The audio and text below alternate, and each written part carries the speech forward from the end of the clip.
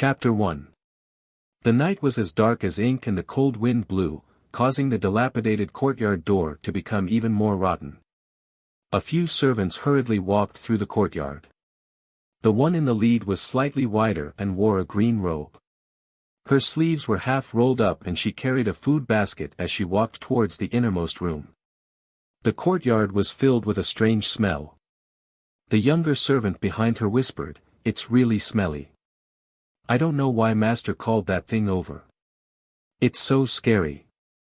She couldn't help but exclaim and whispered into the servant's ear, "Don't tell me he wants to, Wang Guijia, speak less." The green-robed servant was slightly annoyed, "If other people hear it, they won't forgive you." The one called Wang Guijia immediately fell silent. When they reached the door, a young round-faced servant girl came out. She took the food basket from the green-robed servant and went back inside. After a while, she came out with the empty food basket. The green-robed servant took it and said to the round-faced servant, "Master ordered us to bring the person into the room." "Is it?" The round-faced servant was also shocked. "We don't need to know." The green-robed servant sighed and called out to Wang Guijia, "Come here and bring the person over." The room was lit up and the room became brighter. Wang Guijia pinched her nose and after a long time, she saw a thing sitting in a wooden basin. The moment she saw that thing, she almost vomited. These days, although she came with the green-robed servant to deliver food every day, she had never seen the person inside. The thing in the wooden basin could no longer be called a person. Her 4 limbs were chopped off and there was only a whole body in the wooden basin. Her hair was messy and there was some filth on it. She could vaguely see that it was a woman.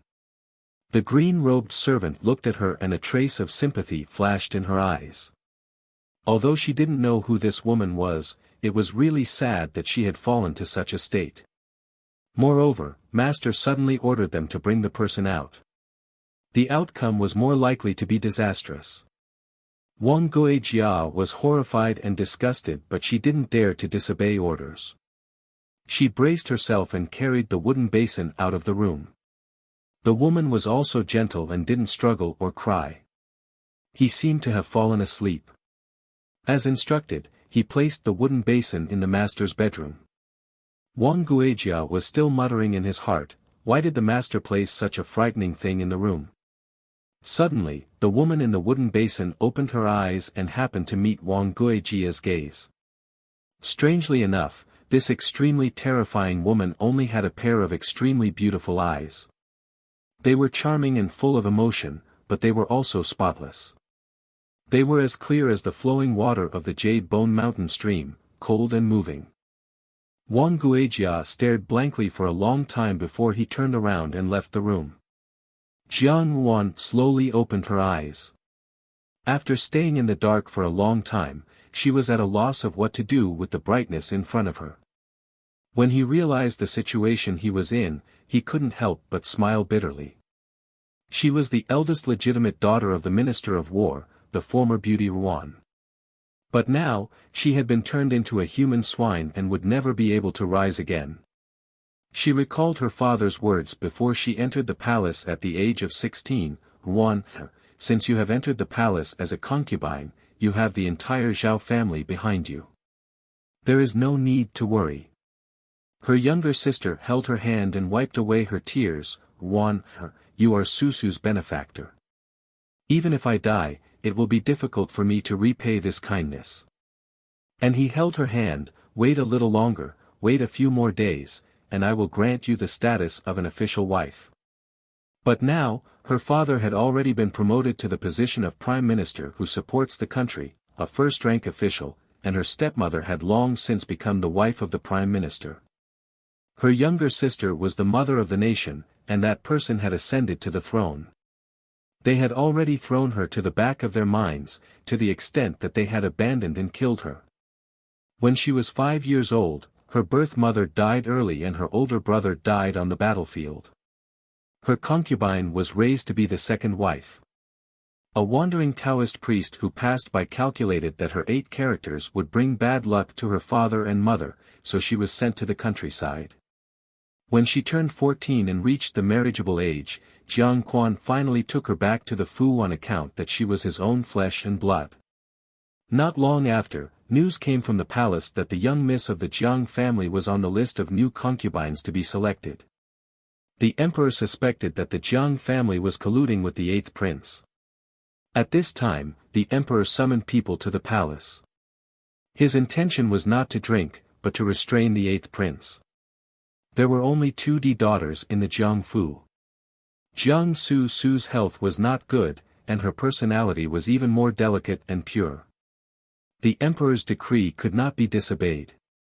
Under Jiang Quan's command, Jiang Wan entered the palace and became Beauty Yuan. No matter how submissive she was, she couldn't bear to submit to the emperor and enter the palace at the age of a flower to wither.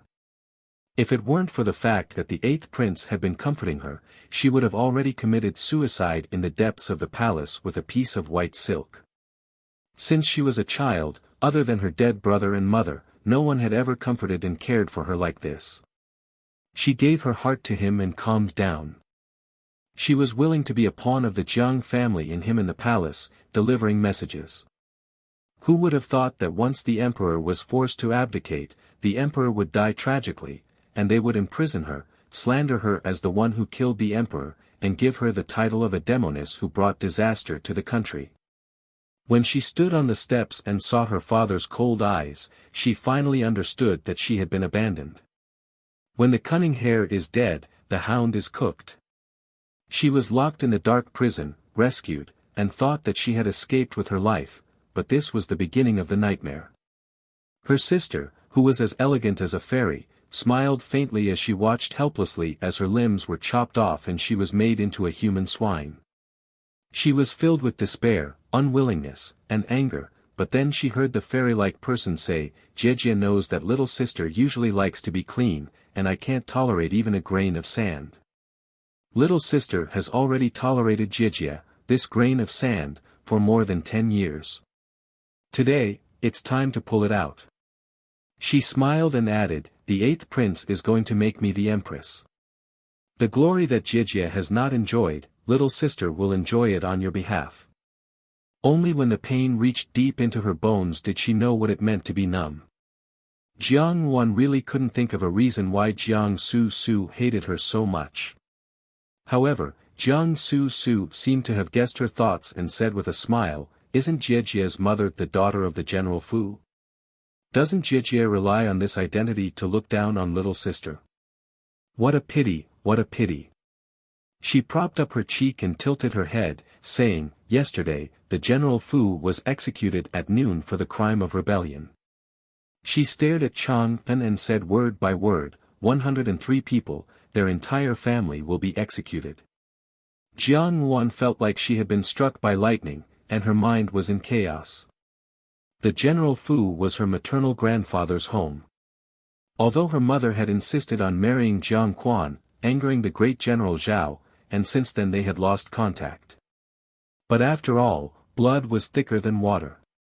How could her heart not feel like it was being cut by a knife? She stared at Jiang Su, but the other only laughed mockingly. "Jejia is angry just like that? There's no hurry, I still have a big gift to give Jejia. We'll meet again in the future." Thus, Jiang Wan was sent to a dark room. After struggling for a few days, she finally saw the light today. The door opened with a creak. A fat man reeking of alcohol grabbed the person in front of him, threw him on the bed, and was about to press him down. He vaguely looked like a little boy, and was struggling with all his might. When Chang An saw the boy's face, she suddenly turned pale with fright. That was, her. Most of the women in the palace were unlucky. Many were unable to give birth to a son, and many died after giving birth. Pei-er's birth mother was only a little palace maid, and she died after giving birth to Pei-er. The emperor did not value this son of lowly birth. That day, for some reason, he gave the child to her to raise. After 6 years, she and Pei had long developed a mother-son relationship. Early on, when the palace revolted, she had ordered her personal palace maid to carry Pei-er and escape, but she still could not escape. Mother! Mother! Pei struggled and cried, but he could not avoid the hands that were caressing his body. Jiang Wan only felt her whole body turn cold. She had long known that Marquis Li Dong loved to play with boys when she entered the palace. But now, she could only watch helplessly as her own son was humiliated by this demon. She shouted loudly, but could only make hoarse and muffled sounds. Li Dong looked at her with disgust. I don't know why, but the imperial concubine insists on watching me do things with this thing. It really disgusts my appetite. He thought about it, but still succumbed to the emperor's power. Not daring to make any other moves, he concentrated on teasing the boy who had fainted from the fall. Jiang Wan sat in the wooden basin. Only now did she understand why Jiang Su had only left her a pair of eyes. Jiang Su wanted to watch her last relative die in front of her. She sat in the basin in a daze like a wooden puppet. Scenes of the past flashed before her eyes, her mother's defeated face before her death, her father's cold smile, eighth prince's promise, Jiang Su holding her hand and thanking her, the emperor's cold eyes, the suffering in the imperial harem, and finally, the struggling and crying Pei in front of her. Li Dong inadvertently turned his head, and unexpectedly saw the person in the wooden basin. He was so shocked that he fell off the bed and shouted, "Guards, guards!" The woman in the wooden basin had a wooden expression on her face. 2 streaks of blood and tears streaked down her cheeks, and she looked miserable and mournful. The servant who broke the door and entered was also stunned for a moment. He only felt that he had seen an evil spirit from hell, and his whole body turned cold. Li Dong was flustered and exasperated. What are you still standing there for? Beat her to death. In his fear, he had long thrown the Empress's orders to the back of his mind. In any case, the courtyard was filled with his people, so there was no need to worry about information leaking out. The servant came back to his senses and rushed over with the rod in his hand. Without any explanation, he hit the woman's head. No one heard the deepest curse in the heart of the person in the wooden basin, even if she never reincarnated, even if she turned into ashes, she only wished to live and die as an evil spirit. Let the person who harmed her pay with blood. At the same time, in Yangping Palace. Your Majesty seems to be exceptionally spirited today. Jiang Su laughed lightly. The new emperor looked up at the woman opposite him. She wore a phoenix crown and red robe, and her exquisite face was set off by her noble attire. She looked like a fairy from the 9th heaven. Jiang Quan's youngest daughter was indeed elegant and beautiful. Is there still no news from Jiang Wan? Suddenly, he asked in a low voice. Jiang Su's face darkened. No, Jie must have escaped with Pei. She must have worked hard all these years, but no matter what, she shouldn't have distrusted your Majesty. The new emperor thought of Jiang Wan, but found that no matter how he tried to recall, Jiang Wan was only a vague shadow in his mind. Her reputation was not good, and at best, she was a beautiful woman. He married the power behind the Jiang family, so there was no difference between Jiang Wan and Jiang Su. Since Xiao Chang'an was already the former emperor's woman, he would never marry her. Although Jiang Wan was already an abandoned chess piece, he still had some hesitation. After so many years in the palace, he had relied on Jiang Wan to get through many dangerous situations. She had indeed helped him a lot. But, why didn't she wait for him to make a decision before escaping from the dark prison? He did not like this feeling of not being in control. With a cold snort, the new emperor said, "You don't know what's good for you. The time has come, let's go." Jiang Su curtsied and placed her hand on the man's palm. In the 18th year of Xuanda, the new emperor ascended the throne and made Jiang Shi his empress. Chapter 2. There were 3 houses with green tiles and red walls. The spacious farmyard was covered with a thick layer of snow. The big black dog that looked after the house walked to the door and lazily ate a bone from a broken bowl. It seemed to be frozen by the cold air and shrank back into its nest. It was New Year's Eve. The door was pasted with colorful New Year's pictures of the bountiful harvest. 3 fat red lanterns hung from the eaves. The sound of firecrackers could be heard from outside. The people in the house were talking and laughing. It was the time for the New Year's Eve dinner. Although it was a farmhouse meal, the 8 main dishes were made with care. There were meat and vegetables. There were spicy steamed base with black beans, braised pork with soy sauce, smoked chicken with tea, colorful shredded eggplant, lamb and onion dumplings, prawns of happiness, for happiness meatballs, and a hull full of gold and jade. At the side, there was a pot of extremely mellow sorghum wine. It was obvious that the owner's family was well off. It was very lively here. At the same time, the innermost and most remote courtyard of the farmhouse was deserted. In the only room, the candlelight in the room was dim, as if it was going to be extinguished soon. A tall young lady with a maid's bun sat in front of the room, carefully adding firewood to the brazier. The room was small. When the brazier was lit, a pungent smoke was immediately emitted. Another petite servant girl hurriedly ran over and casually picked up a worn-out cattail leaf fan on the ground and carefully fanned herself. She scolded, "Lian Xiao, be careful. Miss has not fully recovered yet, what if she chokes?" Lian Xiao curled her lips. Her expression was indignant, but she still lowered her voice and said, "I hope there's no smoke at all.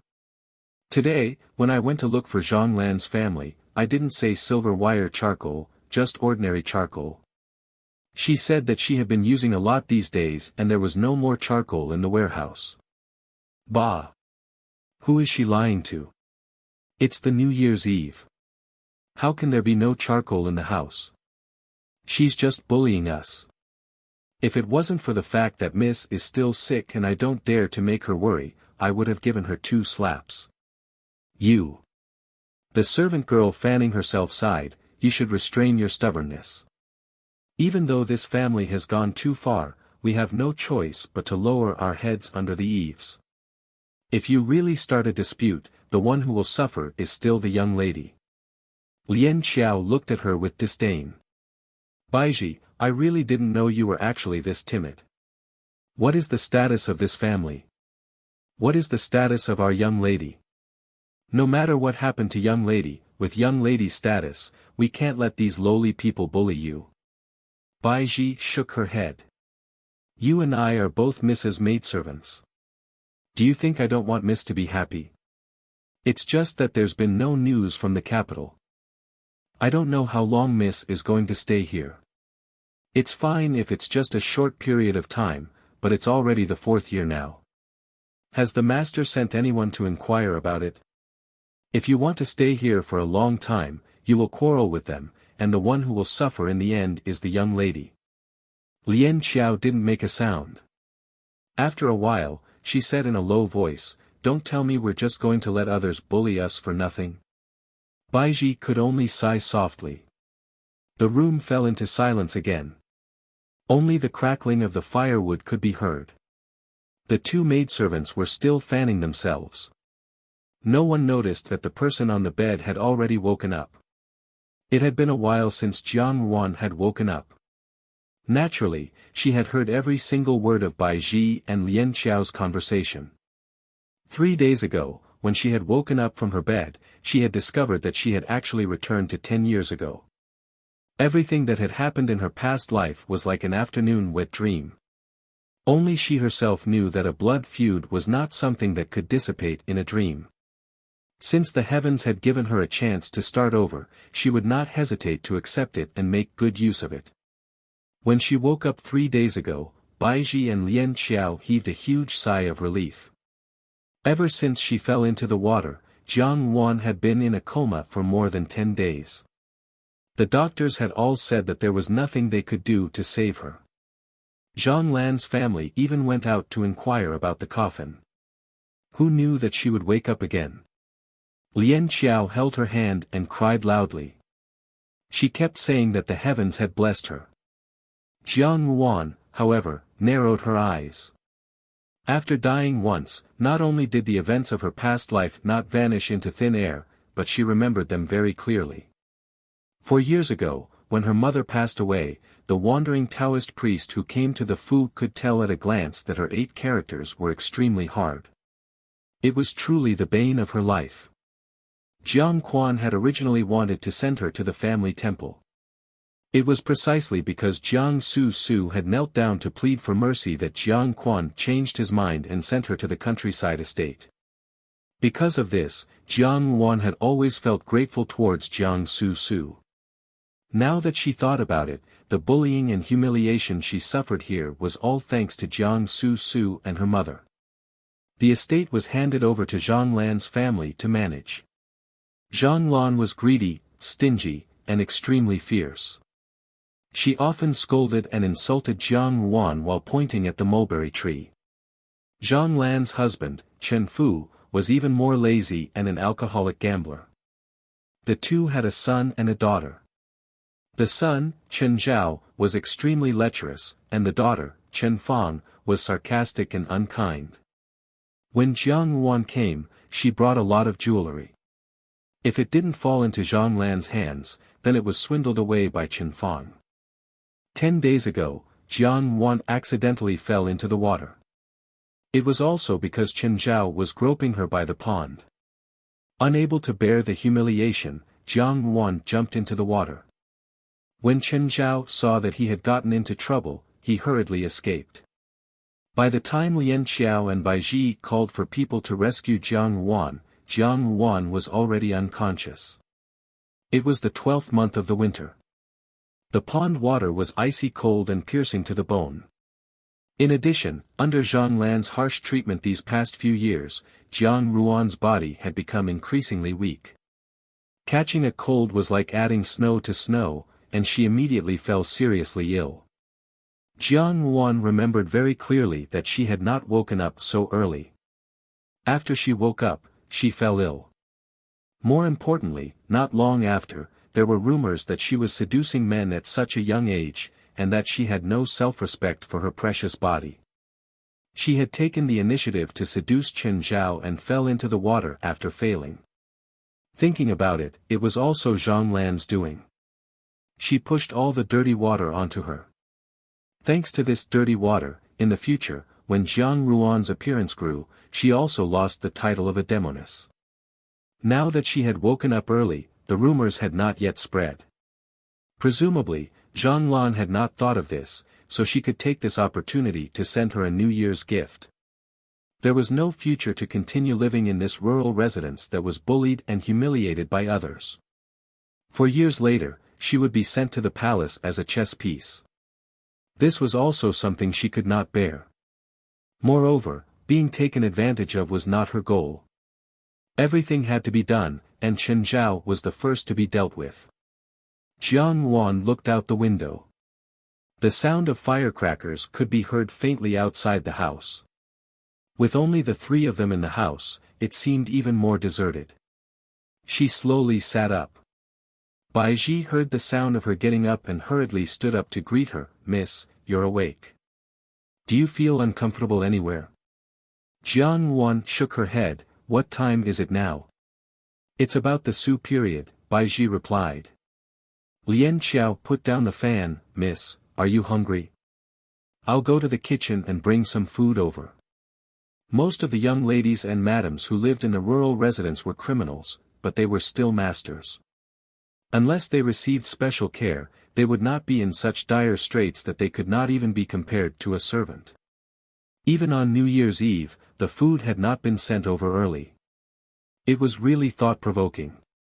Before Jiang Wan could reply, she heard the sound of knocking on the door. A clear and melodious voice said from outside, "Miss, I've come to deliver the New Year's Eve dinner." Lian Xiao was stunned.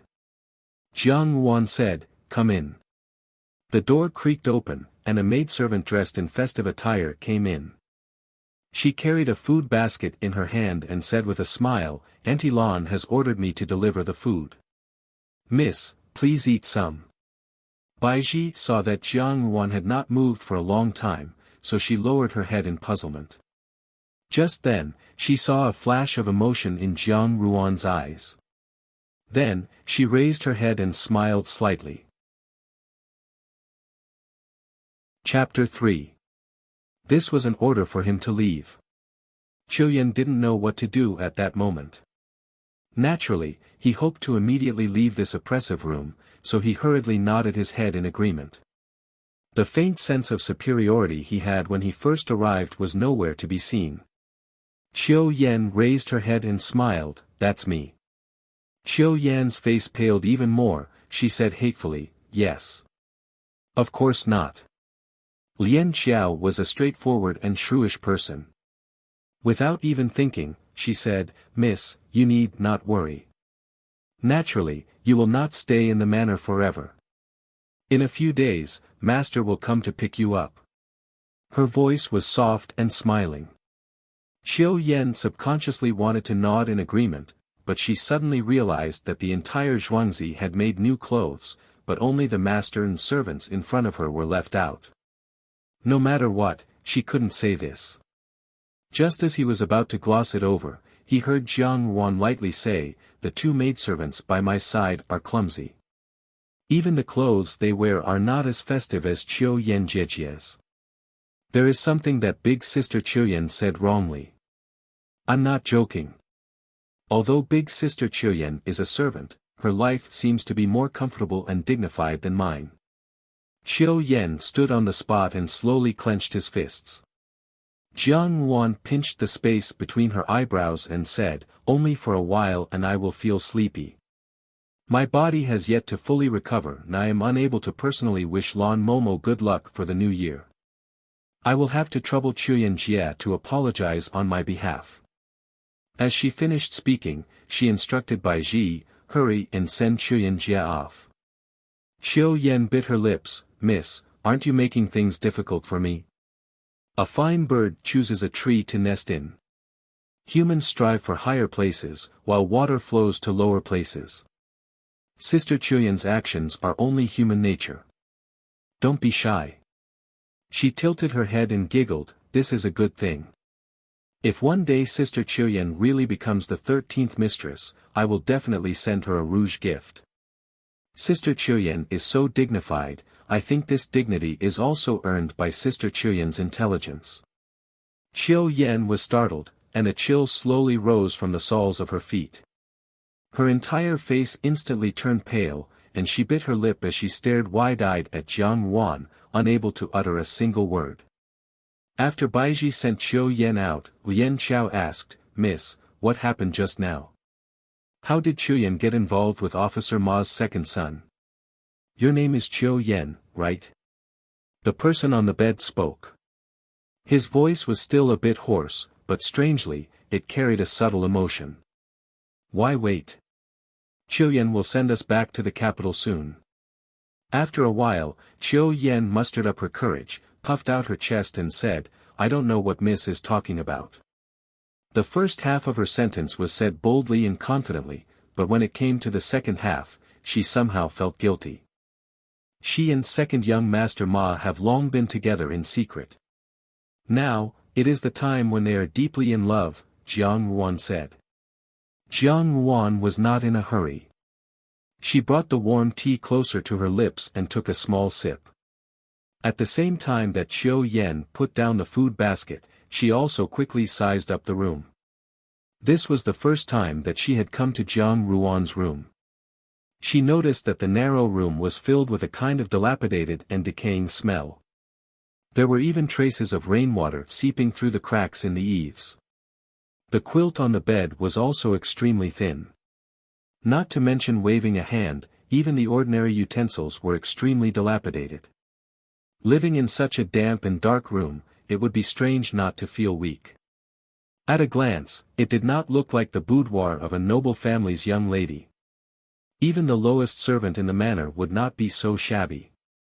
Bai Ji and Lian Xiao stood by Jiang Ruan's side to protect her, while the other stared closely at Qiuyan.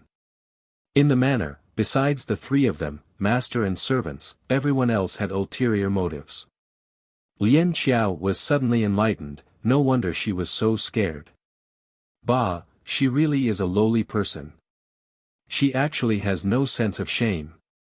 After all, she was a teenage girl. She immediately blushed, but miss, how did you know about these things? In her previous life, a few years later, Qiu Yan and second young Master Ma's affair was discovered by someone. This affair was exposed. Second young Master Ma was unscathed, but Qiu Yan was drowned in a pig cage. Before she was drowned, Qiu Yan was tortured to the point that she was delirious. She kept saying that she was second young Master Ma's 13th young.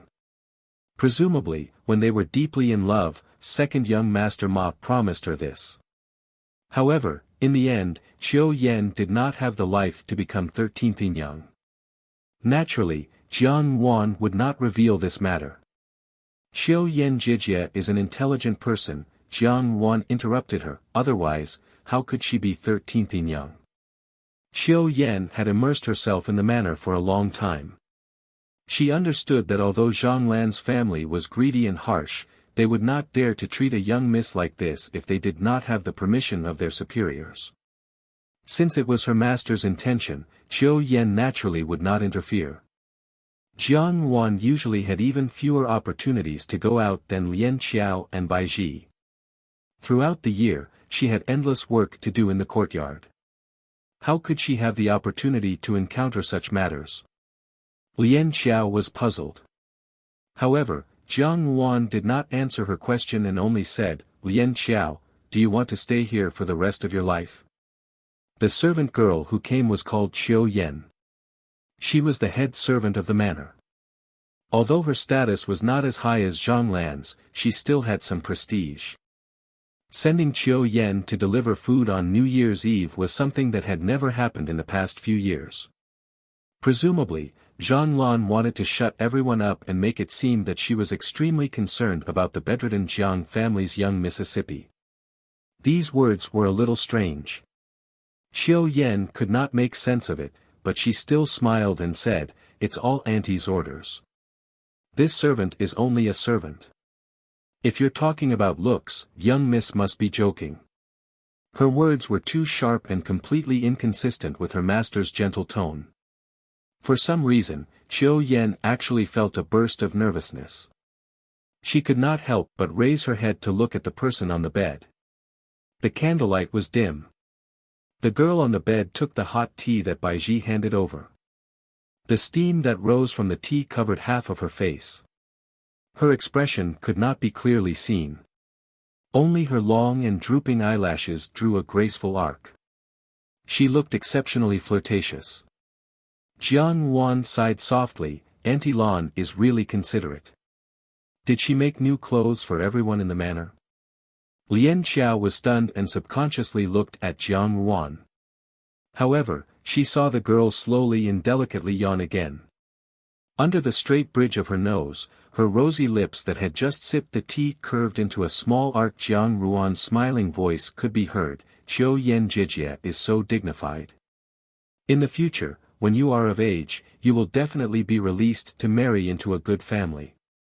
The second son of official Ma's family outside the city is not bad. Second son Ma already has 12 yinyangs, so Qiu Yan Jijia can be ranked as the 13th yinyang." The suspicions in Lian Qiao's heart were too deep. Not only that, she also discovered that today, Jiang Wan seemed to have changed into a completely different person. She, who had always been meek and submissive, had actually so brazenly threatened Qiu Yan. Even when she was talking about these filthy matters, there was not the slightest change in her expression, as if she was talking about an extremely ordinary family matter.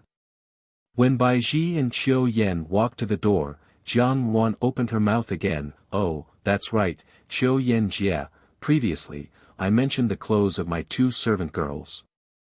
Since it's already the new year, I also wish to look at them with some interest. Qiu Yan Jia, please think of a way to make them look more festive." Jiang Wan smiled. She knew better than anyone else when they would come to pick her up.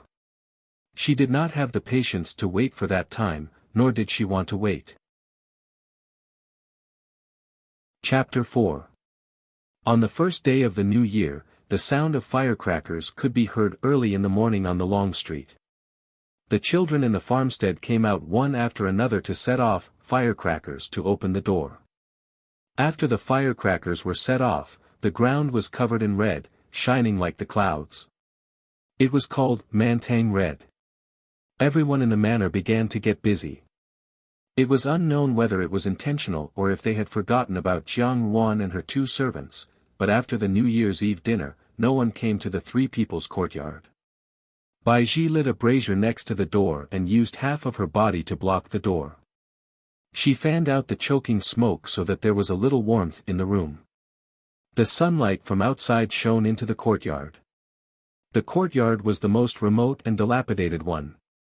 Not only did the eaves leak all year round, but there were also voles that often scurried about. The quilts sent by the manor were thin to begin with, and many of them had been bitten by the mice. Bai Ji sighed and could not help but turn her head to look at Jiang Yuan, who was sitting on the bed hugging the blanket. Jiang Yuan leaned against the horse-brown pillow that was sewn from a coarse cloth. The quilt covered her chest as she hung her head in a daze. After being sent to the manor for 4 years, Zhang Lan's family had been short of food and clothing. As a result, she had matured later than the average girl, and her hair had a withered yellow color. At this moment, the sunlight shone in through the window, giving her long hair a flowing luster. Her slightly pursed lips seemed more rosy than usual, and her facial features appeared delicate and regular. The most unique thing about her was that she was sitting quietly, but she was quieter than usual, as if she was a different person, strangely strange. Bai Ji fiddled with the firewood in the brazier and recalled how Lian Xiao had told her everything about Qiu Yan last night. In the end, she said, "Why do I feel that something is not quite right with Miss? The change is simply too great. Could it be that the meekness you showed in the past was all a lie?" Bai Ji did not know how to answer her. Actually, what Lian Xiao had said was right. Jiang Yuan had changed too much, especially as her personal maids. Ever since Jiang Yuan had been sent to the rural residence 4 years ago, she had always been washing her face with tears. Zhang Lan's family had made things difficult for her in every possible way, but in the end, she didn't even have the energy to shed tears. She could only silently endure it, but the sadness and depression in her heart made her even more cowardly and taciturn. Yesterday, his attitude towards Chuyan was like that of a different person. Bai Ji was puzzled. After a serious illness, could it be that a person's temperament would change as well? However, no matter how much she had changed, Jiang Yuan was still their master. Jiang Yuan's current attitude was completely different from the past, which was perhaps a good thing. While he was lost in thought, Lian Xiao had already walked in with an oiled paper bag, almost knocking over the brazier. "Be careful," Bai Ji reprimanded him softly. "Why are you being so rash? I went to buy some New Year's goods." Lian Xiao was not annoyed and continued to smile as she stepped into the room. She placed the oiled paper on the table and opened it. She said to Jiang Yuan, "Miss, come and eat some too. The spring cakes are still warm." Bai Ji felt strange. Where did you get it? In all likelihood, Zhang Lan's family would not be so kind-hearted. Because of Chen Zhao's matter, Zhang Lan was rather resentful towards Jiang Yuan. The servants would not take the initiative to touch this bad luck, and they did not have any money to buy snacks on hand. It seems that an important person from the manor is about to arrive. Everyone has been making preparations these past few days, and there are more snacks prepared. I have some friendship with the new Yuri in the kitchen, so I asked for a few. She smiled. Although we are a little rough, we still have to celebrate the new year. Miss, take a look, there is also this. She took out a bracelet made of copper coins from her bosom. When I came back, I spent 10 copper coins to buy this. It's a good omen, and the coming year will be smooth sailing. Bai Ji snorted. What's the use of buying copper coins for? Could it be that you are praying that Miss will be rolling in wealth in the coming year? What's wrong with rolling in wealth? Lian Xiao said, money makes the world go round. What's wrong with having silver? If there was silver, these people would definitely not dare to bully Miss like this. Baiji hurriedly gave Lien Qiao a look, reminding her that Jiang Ruan was still there and that she should stop talking. Lien Qiao knew that she had made a slip of the tongue, so she quickly shut her mouth and carefully glanced at Jiang Ruan. However, Jiang Ruan shook her head and slowly lifted the quilt to walk down. Lien Qiao hurriedly came over to support her. Jiang Ruan walked to the table and sat down. She looked at the bracelet on the table and reached out to put it on. She gestured and said, "It's a good omen." Lien Qiao's heart turned sour. She thought to herself, which family's young miss doesn't have a pile of jewels and accessories of all sizes for the new year? Yet, my miss only has a copper coin bracelet worth 10 copper coins. Even in an ordinary family, it is not worth mentioning. Turning her head to hide the sourness in her eyes, Lien Qiao smiled and said, "Miss, have another spring cake." Jiang Ruan shook her head, "I can't eat it, you guys go ahead." She paused and said, "I don't have any silver to reward you guys. Follow me to the Zhuangzi. These 4 years, you guys have suffered a lot. Fortunately, this year, we don't have to suffer anymore." "Yes, yes, yes," Baiji hurriedly said, "this year, Miss has been blessed with good fortune. Everything has been very smooth." Jiang Ruan knew that she had misunderstood her meaning. She did not explain and only looked out the window. "The weather outside is very good, let's go out for a walk." Baiji and Lien Qiao looked at each other in surprise. On normal days, besides working, Jiang Ruan was not willing to take the initiative to go out for a walk. The servants of the Zhuangzi would always ridicule the three of them when they saw them. Lien Qiao's temperament was shrewish. She could manage to subdue some people, but it was to no avail. After a long time, Jiang Ruan became unwilling to meet people and always stayed in her courtyard. Good, good, good," Lien Qiao smiled and went to rummage through the chest of clothes. "Miss, which clothes do you want to wear?" Jiang Ruan laughed in her heart. In reality, it was all the same no matter which clothes she wore. When she came to the Zhuangzi, she had brought a lot of accessories with her. However, not long after, those accessories and clothes were swindled away by Zhang Lan and Chen Fang. In the end, she did not even have a piece of her own clothes left. Chen Fang took away all her clothes and replaced them with coarse and tattered old clothes. Not to mention the appearance and the material of the clothes, in winter, the cotton inside the cotton-padded clothes was extremely thin. It was difficult to even resist the cold.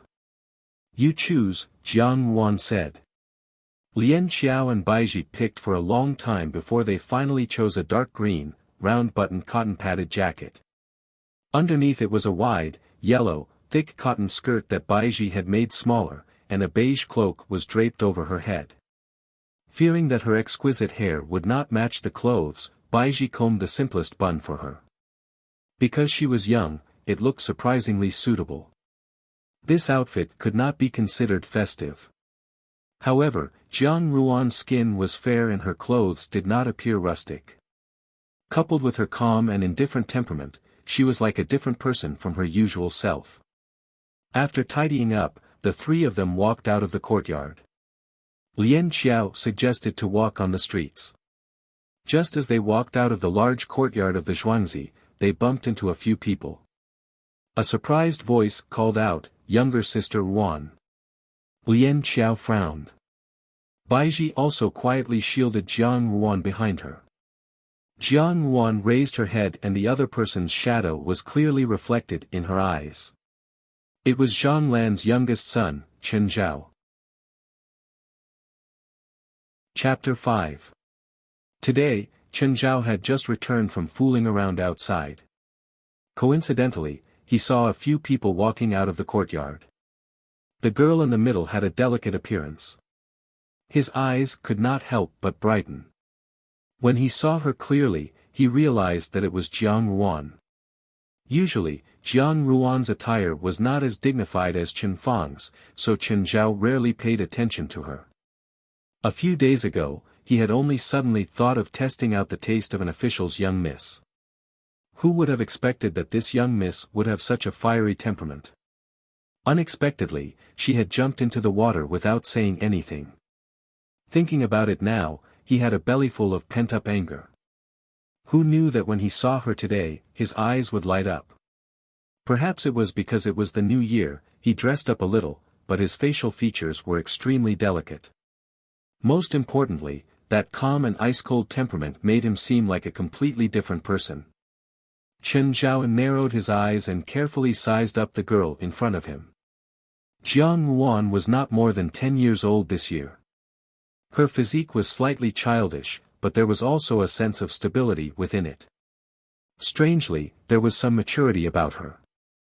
When two completely different temperaments appeared on the same person, it made the other person seem to have a different kind of charm. Even though she was only a 10-year-old girl, Chen Zhao couldn't help but swallow his saliva. He had seen some young masters in the Chu martial arts club who had a special hobby of playing with young girls, but he didn't know what it felt like. Lian Xiao could not stand Chen Zhao's lecherous gaze on Jiang Ruan and her expression turned cold. Without thinking, she opened her mouth and said, "Impudent. Who allowed you to be so unruly and speak to your master like this?" Although her words were rather imposing, they did not have much effect. Chen Zhao was not afraid. He had also heard of the status of this distressed young miss in the capital. Looking at Zhang Lan's words, it was possible that Jiang Ruan would have to stay in this Shuangzi for the rest of her life. Since this was the case, it would be best if he could play with her. Although he was thinking this way, Chen Zhao still smiled and bowed. "It's Zhao's fault. Just now, I saw a few people walking over from afar and was wondering who the fairy-like younger sister in the middle was. She looked very unfamiliar. When I walked closer, I saw that it was Miss and couldn't control my emotions. Please forgive me." Once these words were spoken, not only Lian Xiao, but even Baiji's expression changed. She said angrily, "What nonsense are you talking about? How can you ruin my lady's reputation?" Chen Zhao took 2 steps back in surprise. "Spoil Mrs.'s reputation? I have never thought of it like this. Young lady is of noble birth, how would I dare to have such thoughts? I only hope that young lady will not chase me away and let me look at you from afar. I will be satisfied." He had harmed many innocent girls in his daily life, and the moment he opened his mouth, he had a glib tongue. If a normal girl heard his words, she would either burst into tears in anger or blush in embarrassment. However, today was a little unusual. Jiang Ruan looked at him quietly. Her clear and bright eyes were like a cold lake in winter, without a trace of warmth. Her gaze was cold, but her lips curved into a shallow arc, as if she was watching a clown perform. There was no shame, no tears, just a cold and unmoving expression. Chen Zhao was startled, but Jiang Ruan replied unhurriedly, "Naturally, I will not chase you away." Lian Xiao and Baiji stared blankly. What did Jiang Ruan's words mean? Chen Zhao was also somewhat puzzled, but then he was secretly delighted. He glanced at the 2 servant girls complacently, thinking that this young lady was quite tactful. But now, it seemed that so what if she was a young lady of a noble family? After staying in the countryside for too long, she still lost her sense of propriety and shame. "The day before yesterday, you accidentally pushed me into the pool. I caught a cold and was bedridden. Lan Momo invited a doctor for me and personally apologized to me, asking me to forgive you. I have already forgiven you, so naturally, I will not chase you away." Jiang Ruan's voice was soft and gentle, with a refreshing coolness, but Chen Zhao's heart sank when he heard it. After Jiang Ruan fell into the pool, in order to deceive others, he had only said that he had accidentally caused Jiang Ruan to fall. Jiang Ruan's words made Chen Zhao remember that in order to avoid arousing suspicion, he should not meet her as often as possible. But now that Jiang Ruan had said it, was it intentional or unintentional? Thinking of this, Chen Zhao looked at Jiang Ruan seriously. He saw that the girl was standing in the same place. The old and dull clothes on her did not make her look haggard, but instead made her skin as white as snow, her eyes as black as ink, and her eyebrows as black as ink. Between her eyebrows, there was actually a kind of austere charm. Chen Zhao was startled, but his gaze became infatuated. Since he had discovered that this Jiang family's young miss was interesting, he naturally would not let her go. There was plenty of time in the future, so there was no need to rush. Thinking of this, he giggled and bowed to Jiang Wan again. It's all Zhao's fault, causing Miss to become so thin. Today, Miss is going out, so Zhao will not disturb you. I will pay a visit another day to apologize. Who wants you to pay a visit to apologize? Lian Qiao glared at him. Chen Zhao smiled and left. After Chen Zhao left, Lian Qiao and Bai Ji heaved a sigh of relief. Bai Ji frowned and said, Miss, why did you say that just now? He is trouble, how could you? Yes, Lian Qiao followed up, I really wish I could gouge out both his eyeballs. Disgusting. I will gouge them out, Jiang Wan said indifferently. If he wants to silently watch me from afar, then I will let him watch as much as he wants. Bai Ji and Lian Qiao looked at each other, only feeling that their young miss's tone was somewhat cold. After a pause, Bai Ji said, who cares about him, let's go out for a walk. These few days, there is nothing going on in the residence, so the East Street should be very lively. East Street? Jiang Wan thought about it and shook her head, no, let's go to the West Street. West Street? Bai Ji was somewhat hesitant, Miss, why do you want to go to the West Street? There are many beggars and commoners on the West Street, and since it is the new year, it will be even more chaotic. Miss, it's better if you don't go there. There are many cosmetic shops and restaurants on the East Street, and there are also some interesting things. Why not go to the East Street for a walk? Jiang Wan shook her head, go to the West Street. Although her voice was soft, it was indeed unquestionable. Obviously, she had already made up her mind. Bai Ji was stunned, and suddenly felt a little awkward. Aya, let's listen to Miss, go to the West Street. Lian Qiao patted Bai Ji's shoulder, with us here, what is there to be afraid of? Moreover, it is broad daylight, there is no need to be so particular. If there is really a problem, there are still servants to protect you, Miss, you can rest assured. Bai Ji could only nod, but she became more and more puzzled. The gap between the rich and the poor in the East Street and the West Street was a place where the poor people lived, so naturally, it was not as lively and prosperous as the East Street. Usually, her young miss did not have the intention to go to the West Street, why did she suddenly have a sudden impulse today? Bai Ji felt that she could not understand her young miss's thoughts more and more. It was as if in one night, her young miss had grown 9 hearts.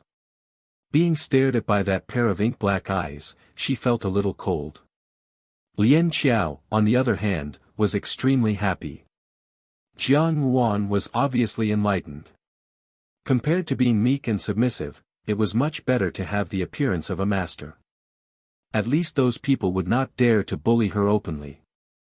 Jiang Wan did not pay attention to the thoughts of the 2 servant girls beside her, and only walked forward quietly. However, if one looked carefully, one could still see that her fingertips were slightly trembling. Some things, from the beginning, should have been changed.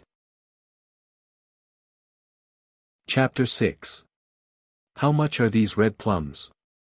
Lian Qiao asked. Jiang Wan shook her head, just do as I said, these flowers are useful. How pitiful, Lian Qiao sighed.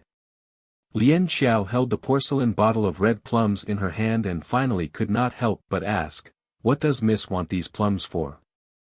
Although they look good, there is no need to buy so many. Moreover, the flowers will wither after a few days, it would be better to eat a few spring cakes. You must be trying to swindle the little girl's money. She said softly, old sir need not be angry, there is right and wrong in the world, even if it is not clear at the moment, the truth will eventually come to light. Why harm yourself for a mouthful of turbid air? Wouldn't the loss outweigh the gain? The bazaar on West Street was the busiest place on West Street. Relatively speaking, it was also the place where crooks mixed with honest folk. There were all sorts of people. Because of this, it was not strange for anything to happen here, and the most common thing was to be robbed by thieves. Someone could not stand it and said, "Old man, why do you have to speak so harshly to a little girl? Don't tell me you have lived so long just to bully the young. Shameless." Baiji was shocked, and seeing Jiang Ruan's actions, she hurriedly said, "Miss, don't, we better not get involved in this." A few children sat in front of the cosmetics shop and played with the buttons they had just picked up. Occasionally, they would raise their dirty faces to look curiously at Jiang Ruan and the other two, and then turn their heads back to play with their things excitedly. This was one of them. As soon as the three of them reached the entrance of the market, they saw that there were 3 layers of people surrounding the market.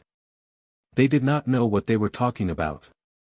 Seeing Jiang Ruan stop, Lien Qiao thought for a while and whispered a few words to Baiji. The two of them squeezed through the crowd and made a small path for Jiang Ruan. "So expensive," Lien Qiao was shocked, "I don't want it." Then, what could she do? A strange look flashed in Jiang Ruan's eyes. Jiang Ruan did not say anything. The few of them walked and walked until they reached the bazaar on West Street. "Hey hey hey," seeing this, the peddler hurriedly said, "Forget it, just give me 3 copper coins, no less. The children at home are still waiting to eat a hot meal."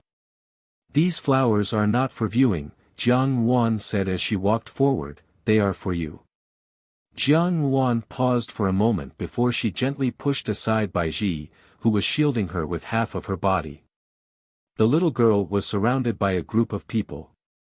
Her face was extremely pale, and she was holding a silver ingot tightly in her hand. Her eyes were wide open, and she looked extremely helpless and weak. Then, she looked at the furious old man. He was wearing a brown linen cotton-padded robe, and his beard was trembling in anger. His voice was extremely loud, and it was as if he was shouting at the little girl, "You little girl, you know how to steal chickens and dogs at such a young age. You have no manners at all. Gift?" Lien Qiao looked at her curiously. To whom?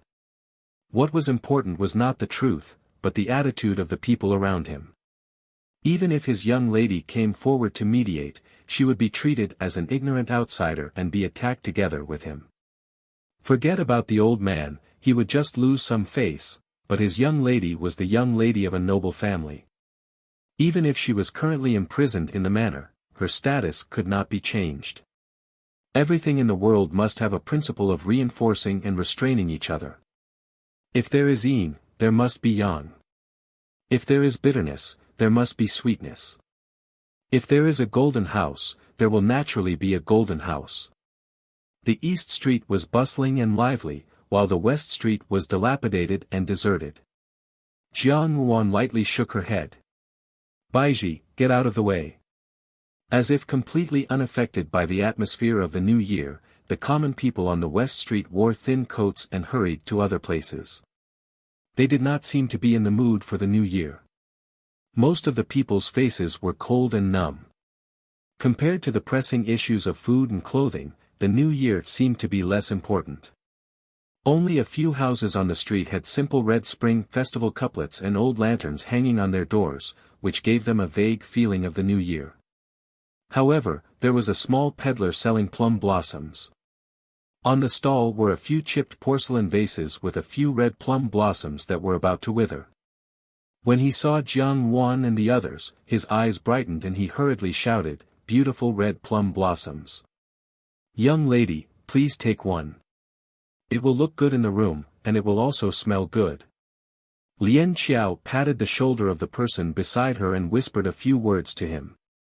Then, she turned to Jiang Ruan and said, "So this old master said that the young lady stole his silver."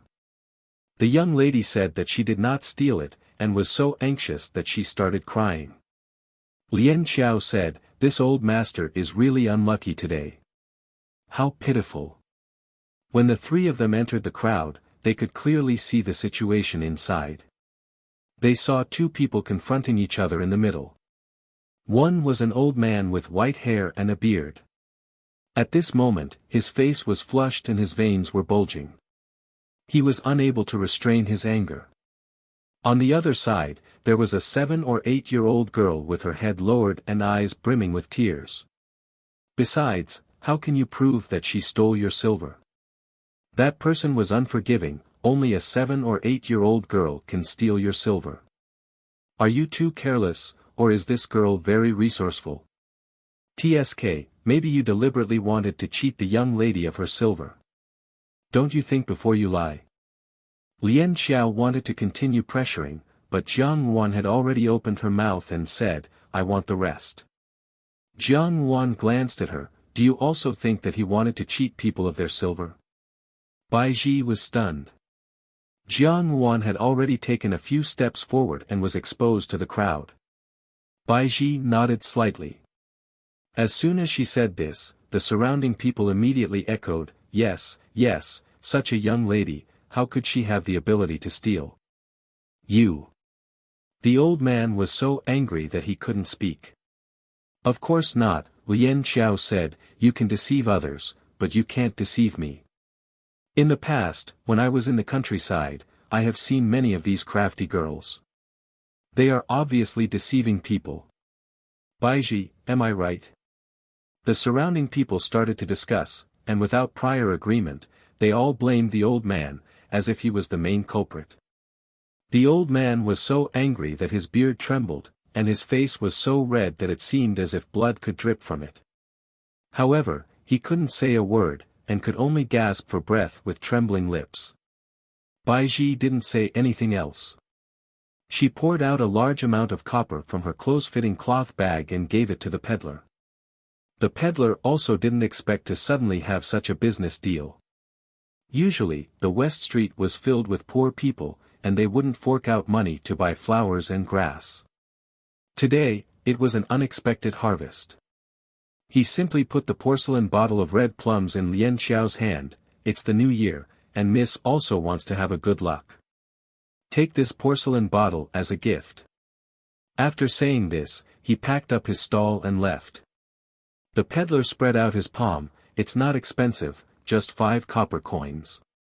In reality, it was just as Lian Xiao had said, the little girl's deceit skills weren't that brilliant, and it wasn't that no one in the crowd could see through her tricks.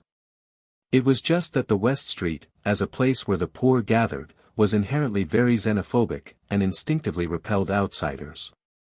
To the people here, this old man was nothing more than a stranger, and strangers should be suppressed.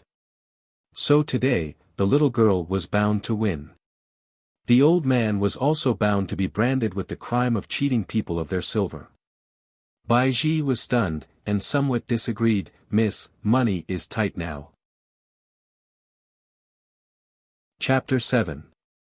In a situation where the situation was one-sided, someone suddenly spoke up for the old man. Naturally, everyone's eyes were focused on the speaker. Bai Ji and Lian Xiao hurriedly stood in front of Jiang Wan, one behind her, to prevent anyone from bumping into her. Everyone's gazes had their own merits. Jiang Wan did not hide and just stood where she was, allowing others to size her up. The old man was so angry that his face and neck were red. When he suddenly heard a comforting sentence, he felt that the voice was soft and gentle, containing a trace of refreshing coolness. Although it was winter, it was like the summer wind, sweeping away the impatience in one's heart. His heart actually calmed down slowly. Astonished, he, like everyone else, sized up the other person. Among the crowd, there was a little girl about 10 years old. Unlike her mature voice, she was extremely small. Although she was small, it was impossible to ignore her. This little girl's complexion was as pale as her lips, but her facial features were extremely delicate. She had a jade nose and cherry lips, and the most beautiful thing was her pair of long eyes under her black eyebrows. They were as moist as a mountain spring on one's knees, deep and shallow, directly impacting into one's heart. Her eyes were extremely pure, but the corners of her eyes were slightly raised. Unconsciously, there was a trace of charm. If she grew up and was properly nurtured, it would really be a shocking beauty. However, such a naturally charming little girl exuded an indescribable coldness. She just stood there quietly, but there was an indescribable feeling that made people unable to underestimate her, and even felt a trace of fear for no reason. The old man also frowned. A little girl like this actually had 2 servant girls by her side. If she was the young lady of a big family, her clothes were really too simple and crude. If she was the daughter of an ordinary family, this kind of style didn't seem like something that a small family could raise. Jiang Yuan stood there quietly. As the little girl watched, she suddenly burst into tears. As she sobbed, she said, I didn't steal the silver. Mother, I didn't steal the silver. Amidst the clamor, a peasant woman wearing a flowery gown squeezed out of the crowd. In 2 or 3 steps, she walked forward and shielded the little girl behind her. She looked at the old man and Jiang Yuan with hostility, and loudly said, What do you want to do to my Qiao Jie? 2 people bullying one, the big bullying the small, don't you know shame? Without waiting for Jiang Yuan to speak, Lian Xiao took the initiative to jump out and said with a smile, This Furen, your words are wrong. Our miss only jumped out to speak a few words of fairness. How did she bully your daughter? So many people were watching, did our miss hit or scold her? Besides, I don't see how much older my daughter is compared to your daughter. Who would shout in public like your daughter? The strong are bullying the weak, and the many are bullying the few. Let's see who's bullying who. Pooh! That woman was also stunned. It seemed that she did not expect that the gentle and weak Lian Xiao would scold someone without panting. For a moment, she did not know how to respond. When she understood, she flew into a rage out of humiliation. She was about to continue when Jiang Yuan said, It doesn't matter who's bullying who. What's important is the money, isn't it? The woman turned her head and pulled the little girl into her arms. She said angrily, Our Qiao Jie will not steal money. I gave her this money this morning when I left. So much money, yet Furen is at ease to hand it over to such a young child for safekeeping. Furen's magnanimity is admirable, Jiang Yuan said lightly. It was unknown whether it was intentional or not, but she emphasized the word young. Suddenly, there was a burst of laughter. This woman had just said that her daughter was young, yet she gave such a large sum of money to her. It was really a forced excuse. I let her go out to buy things, the woman was somewhat annoyed. What does Furen want to buy? So much money, if she wants to buy too many things, won't Qiao Jie be unable to move them? The laughter around them grew even louder. The woman became increasingly angry, Why do you care about this? I naturally have things that I want to buy. Now, I have already said that this money is for Qiao Jie. This old man says that it is his money. Is there any evidence or witnesses? None of the people around them spoke. There was really no evidence or witnesses. Even if it seemed that the reason for this matter could already be guessed, no one was willing to stick up for this old man. You are all in cahoots with each other, colluding with each other, villains colluding in evil. The old man was so angry that he stomped his feet. In one breath, he spat out quite a few words. Unfortunately, these genteel curses did not have the slightest effect on the people around him. Old sir, there is no need to be anxious, Jiang Yuan said. The old man turned to Jiang Yuan and frowned. In a stiff tone, he said, This old man does not want to implicate Mississippi. These people are trying to cover up the evidence of their crimes. This old man will fight them to the end. This old man appreciates Mrs. help today, but now you are like a clay bodhisattva crossing the river. It is better for you to protect yourself. When he said the word miss, the old man was somewhat hesitant. It was really strange to call a little girl who could be his granddaughter miss. However, when facing this little girl, he felt as if he was facing an adult woman. He really could not treat her as an ordinary little girl. Old man, you really don't know what's good for you. My family's miss saved you, but you don't know how to appreciate kindness. When Lian Xiao heard this, she immediately said angrily. Lian Xiao, Jiang Wan stopped her and said, "Old sir is so sure that I am unable to protect myself. Could it be that you have another way?" The old man raised his voice, attracting the gazes of the people around them. "Old sir, first tell us how the money was lost." Jiang Wan said.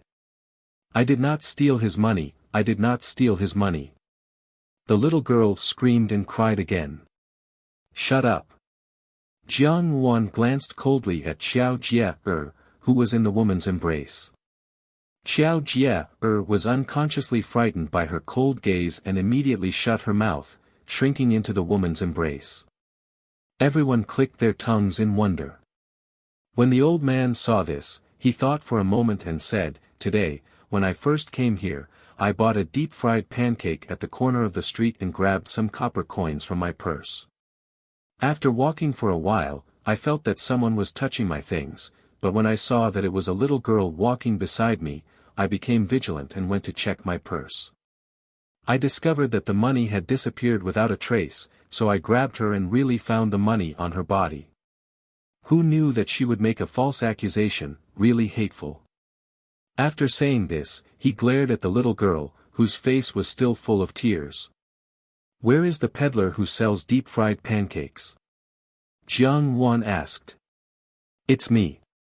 A dark-skinned middle-aged man walked out and scratched his head. His gaze was somewhat evasive as he said, "There are too many people who buy deep-fried pancakes, I can't remember." West Street was deserted, so these words were clearly perfunctory. When the little girl and the woman saw this, they looked at Jiang Wan with schadenfreude. They only felt that Jiang Wan would not be able to come up with any more tricks. "Since both of you insist on your own words," Jiang Wan said softly, "then let the money speak." Chapter 8. Silver could speak. How could Silver speak? Her words were interesting, and the crowd turned to look at Jiang Wan. The old man, who was stomping his feet in anger, also turned to look at Jiang Wan in confusion. Bai Ji and Lian Xiao looked at each other, not knowing what Jiang Wan was going to do. The woman almost laughed out loud, and said sarcastically, "Little girl, are you talking nonsense? Could it be that you can make Silver speak? If you really have such an ability, quickly open everyone's eyes. If you are talking nonsense, don't let everyone laugh at you. Silver can naturally speak." Jiang Wan said lightly, "I will ask again, this madam, is the silver really yours?" "Of course I gave it to Sister Qiao." The woman raised her head and said confidently. "Good." Jiang Wan said, "Bai Ji, go find a basin of water." The surrounding people did not know what Jiang Wan was planning, and a roadside vendor said, "I have ready-made water here, I can lend it to Mississippi." Bai Ji brought the basin of water over and placed it neatly at Jiang Ruan's feet. "Madam, please give me the silver." The woman looked at Jiang Wan suspiciously, and the girl clutched the money pouch even tighter. "If madam does not give me the silver, how can I ask the silver?" Jiang Wan said seriously. As soon as she said this, there was a burst of low laughter. There were more and more people watching the show, and now that this girl with an extraordinary temperament suddenly spoke like this, they could not help but feel pity. She looked like a smart girl, but unexpectedly, there was something wrong with her brain. Lian Xiao glared at the surrounding crowd, or perhaps it was the crowd's laughter that gave the woman confidence. She took the silver from the girl's hands and handed it to Jiang Wan. "Here, you have to ask clearly. Everyone, listen up." Among the people present, besides Jiang Wan, only 3 people did not laugh. Needless to say, Lian Xiao and Bai Ji, the old man only frowned and carefully sized up Jiang Ruan's movements. Jiang Wan held the silver in her palm, her face expressionless, but her voice was extremely gentle. She said, "Silver, oh Silver, please tell me, who is lying?" The woman burst into laughter. "Little girl, don't say that I told you about the silver. You're just fooling us. Don't treat us like fools." Jiang Wan did not even spare her a glance. She let go of the silver in her hand and with a dong sound, the silver fell into the basin of water at her feet. The water rippled slightly. She said, "Silver has spoken." "What do you mean?" The woman was getting impatient. "There are so many pairs of ears. Are you the only one who can hear it?" "I didn't hear it, I saw it." Jiang Yuan stared at the water. A curious teenager in the crowd craned his neck and asked, "Did it speak?" "No."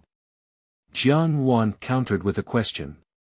Her small and thin body was wrapped in a large cotton-padded jacket. Although her posture was weak and frail, she appeared to be abnormally firm, as if there was nothing in the world that could shake her calmness and composure. The surrounding people did not know what was going on. They all looked at the basin, but they could not see anything. A moment later, someone exclaimed, "Look! There's something in the water." On the clear surface of the water, a shallow layer of grease floated up. This golden grease was exceptionally conspicuous on the surface of the water. Jiang Yuan said, "It's common for the old teacher to rub the vegetable oil on the silver after eating the deep-fried pancake. I just don't know how Madame managed to rub the grease on the silver. Could it be that Madame has only just remembered that she or Qiao Jier also went to buy deep-fried pancakes?" Her voice was flat and indifferent, but strangely, one could hear the cadence within it. With a single sentence, she had clearly explained the ins and outs of the matter, and at the same time, she had blocked any possible excuses that the woman might have. If the woman continued to argue, it would instead make people feel that she was trying to cover up something that only made things worse. "So that's how it is." Someone sighed. "This silver belongs to the old man because he bought deep-fried pancakes and smeared oil on them. Now, the silver can only be seen when it comes into contact with water. Isn't it just the silver that speaks?" The crowd discussed spiritedly, and when they looked at Jiang Yuan, they all clicked their tongues in wonder. Such an exquisite and incisive mind, and at such a young age, it was really not worthy of praise. The old man had been watching Jiang Yuan's every move. Seeing that she had easily and effortlessly cleared his name, he was astonished and naturally overjoyed. The gaze he used to look at Jiang Yuan also softened a little. Unexpectedly, he did not have the stubbornness that previously rejected people 1,000 miles away. The woman who was carrying the little girl still wanted to argue, "Your one-sided statement, old teacher." Jiang Yuan simply did not listen to the other's words. She turned to the old man and said, "The matter is very simple. Since so many people are unable to make a decision for the old teacher, there is no need to waste time here. Why don't we go to the East Street District Magistrate's office and ask around? Perhaps there is someone who can make a decision for the old teacher." The person who could make a decision in the East Street District Magistrate's office was naturally the district magistrate. Since ancient times, the common people did not fight with the officials. Although the people of West Street were xenophobic and this concerned their own family's interests, no one was willing to wade into these muddy waters. The crowd that had originally gathered in a circle immediately dispersed. The woman saw that the situation was not good. Jiang Yuan had once again changed her previously gentle appearance, and her attitude had become unyielding. Knowing that there was no benefit in continuing to argue, she immediately picked up the little girl and said, "I will not argue with you people. Sister Qiao, let's go." After the woman left, Jiang Yuan took out the silver from the basin and handed it to the old man. The old man took the silver and looked at Jiang Yuan inquisitively. "Little girl is quite interesting. Which family's young miss are you from? Old teacher is also quite stubborn, but I do not know which family's Darren are you from?" Jiang Yuan said coldly. The old man stared blankly. He did not expect that the little girl who had always been helping him would suddenly treat him so coldly. He asked doubtfully, "Do you have any dissatisfaction with this old man?" "Yes." Jiang Yuan said. Seeing the old man stare blankly again, she then said indifferently, "When encountering such a matter, and the dispute cannot be resolved, old teacher should immediately report it to the authorities. Old teacher has also lived for a long time, so you should know that everything has its limits. If I had not come today, even if old teacher had argued here for a whole day, it is not certain that there would be a result. Who knows what kind of crime he would be accused of? You little girl, the old man stiffened his neck, when I saw you lend a helping hand, I originally thought that you had some chivalrous spirit and courage. Who would have thought that you would be the same as the others? Right and wrong, black and white, naturally must be fought clearly. I am in the right, so I am not afraid of confronting them. Jiang Wan thought for a moment, that's right. Old teacher is already so old, yet still arguing with others on the street. Your strength of character is really admirable. Presumably, when you were young, you were also like this, not afraid of power and authority, and always argued when you encountered a problem. Her expression did not change, and her tone was gentle.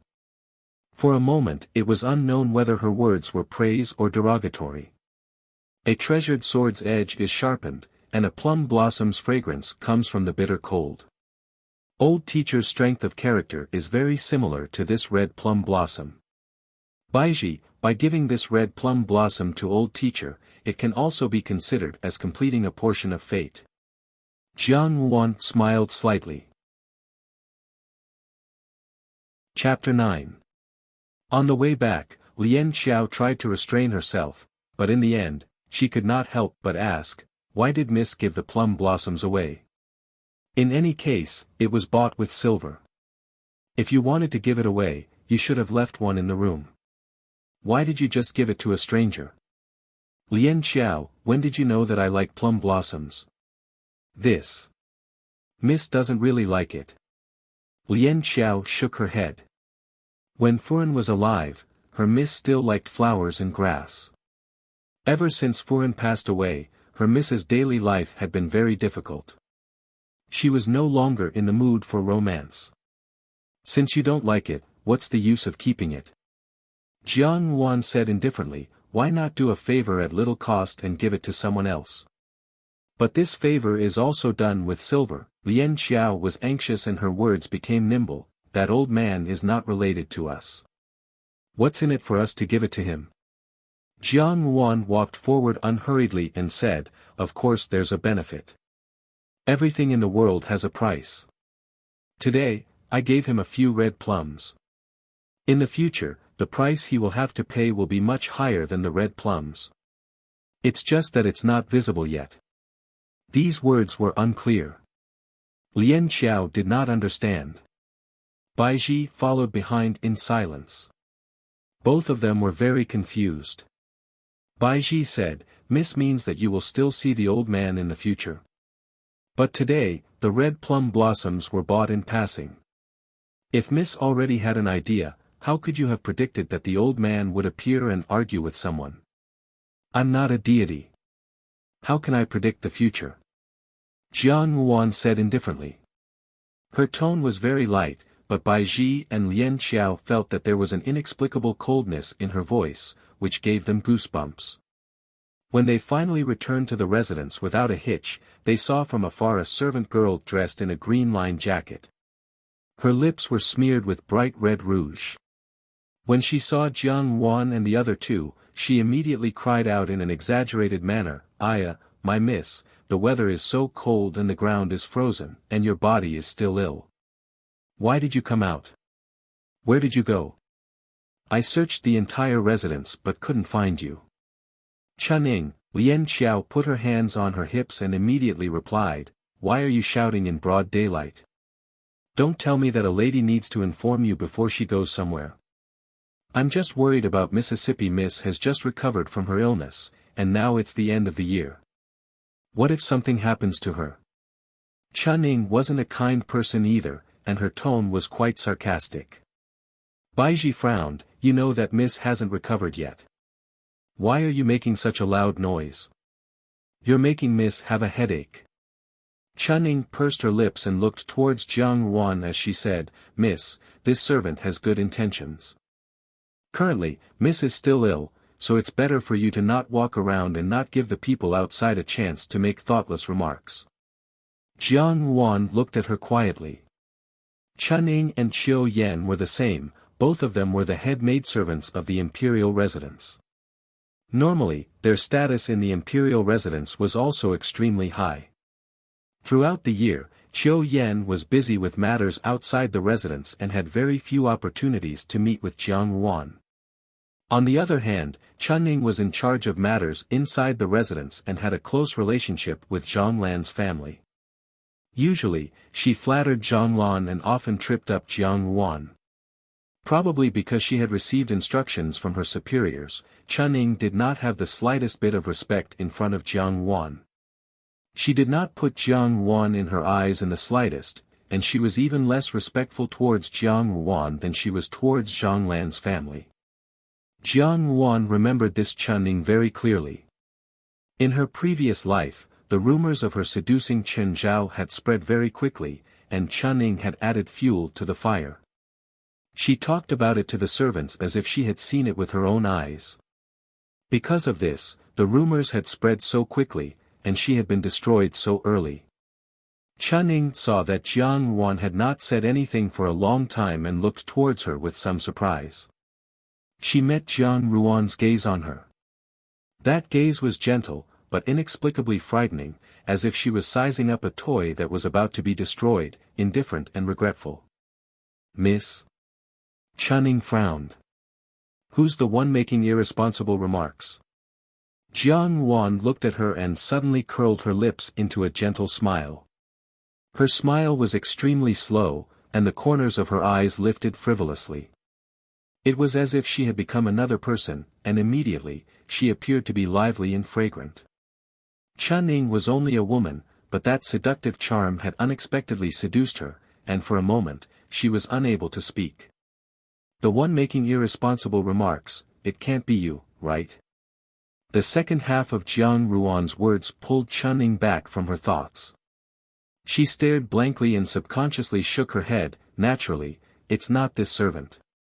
Dogs are raised to bite outsiders, not to bite one's own people. If a dog is raised to make a ruckus when it sees one's own people, do you know what the outcome will be? Jiang Ruan asked her. Chunning shook her head. Naturally, it will be cooked into a delicious delicacy. Jiang Ruan said softly. The words delicious delicacy were spoken very slowly. Chunning stared at her in a daze. She only felt that this Jiang Ruan's fair skin was somewhat deathly pale under the sunlight, and her delicate and beautiful face also had some indescribable misery. Unconsciously, she took 2 steps back. Miss, Lan Momo is still waiting in the room." Both Bai Ji and Lien Qiao's expressions changed. A servant actually dared to use the 2 words waiting. There was really no sense of seniority.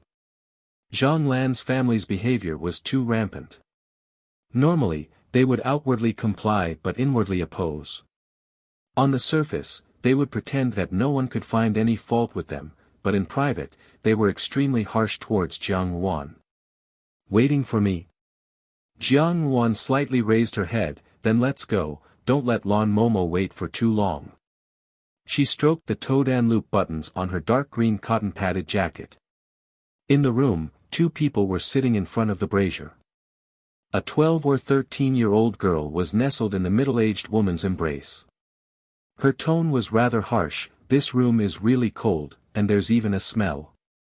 No wonder her body usually smells so bad." "Fang, don't talk nonsense," the woman reprimanded. "In any case, she is the mistress. Don't go overboard on normal days and let others have something to use against you." Although she was reprimanding, her tone was full of love. The young girl sat up a little straighter. "What kind of master is she? Look at how poor she is. Even the master doesn't care about her anymore. I know what to do. Mother, look at this golden hairpin on my head. Is it pretty?" She tilted her head, revealing the golden hairpin inlaid with pearls and rice grains.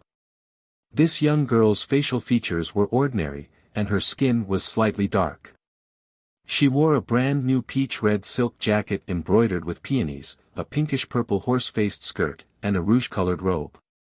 On her waist, there was a long 5-colored pearl necklace.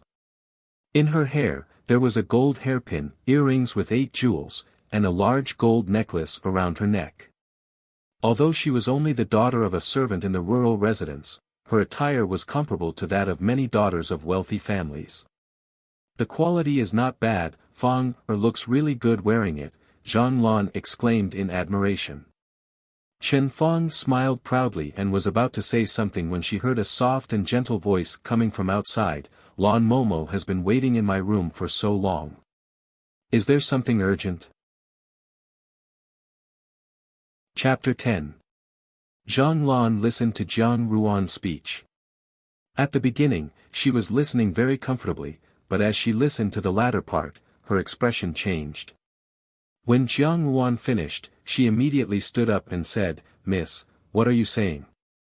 Miss is the master, and this old servant is a servant. Miss, please don't make this old servant's life difficult. This old servant is very frightened. Father is busy with official business, so there is no need to write this year." Jiang Ruan looked at her fingertips. "Lan Momo, I don't have any letters to bring." Chen Fang, who was at the side, could not guess what Zhang Lan was thinking. She only felt that this usually cowardly and easily bullied mistress seemed quite imposing today. Although none of the jewelry she was wearing today could compare to her, it was difficult to conceal her beauty. Her appearance was vivid and beautiful. She was instantly filled with jealousy. Without thinking, she opened her mouth and said, "Mrs. Body is completely healed, right? You can even walk around. I think you can start embroidering the handkerchief tomorrow. It should be done after the end of the year." Naturally, there was a way, but before he left, there was still a debt he had to collect. Zhang Lan looked at Jiang Ruan with some suspicion, but she could not see anything wrong with it. With great difficulty, she suppressed the uneasiness in her heart. No matter what, the more disheartened Jiang Ruan was, the easier it would be for her to explain herself to her superior, which was a good thing for her.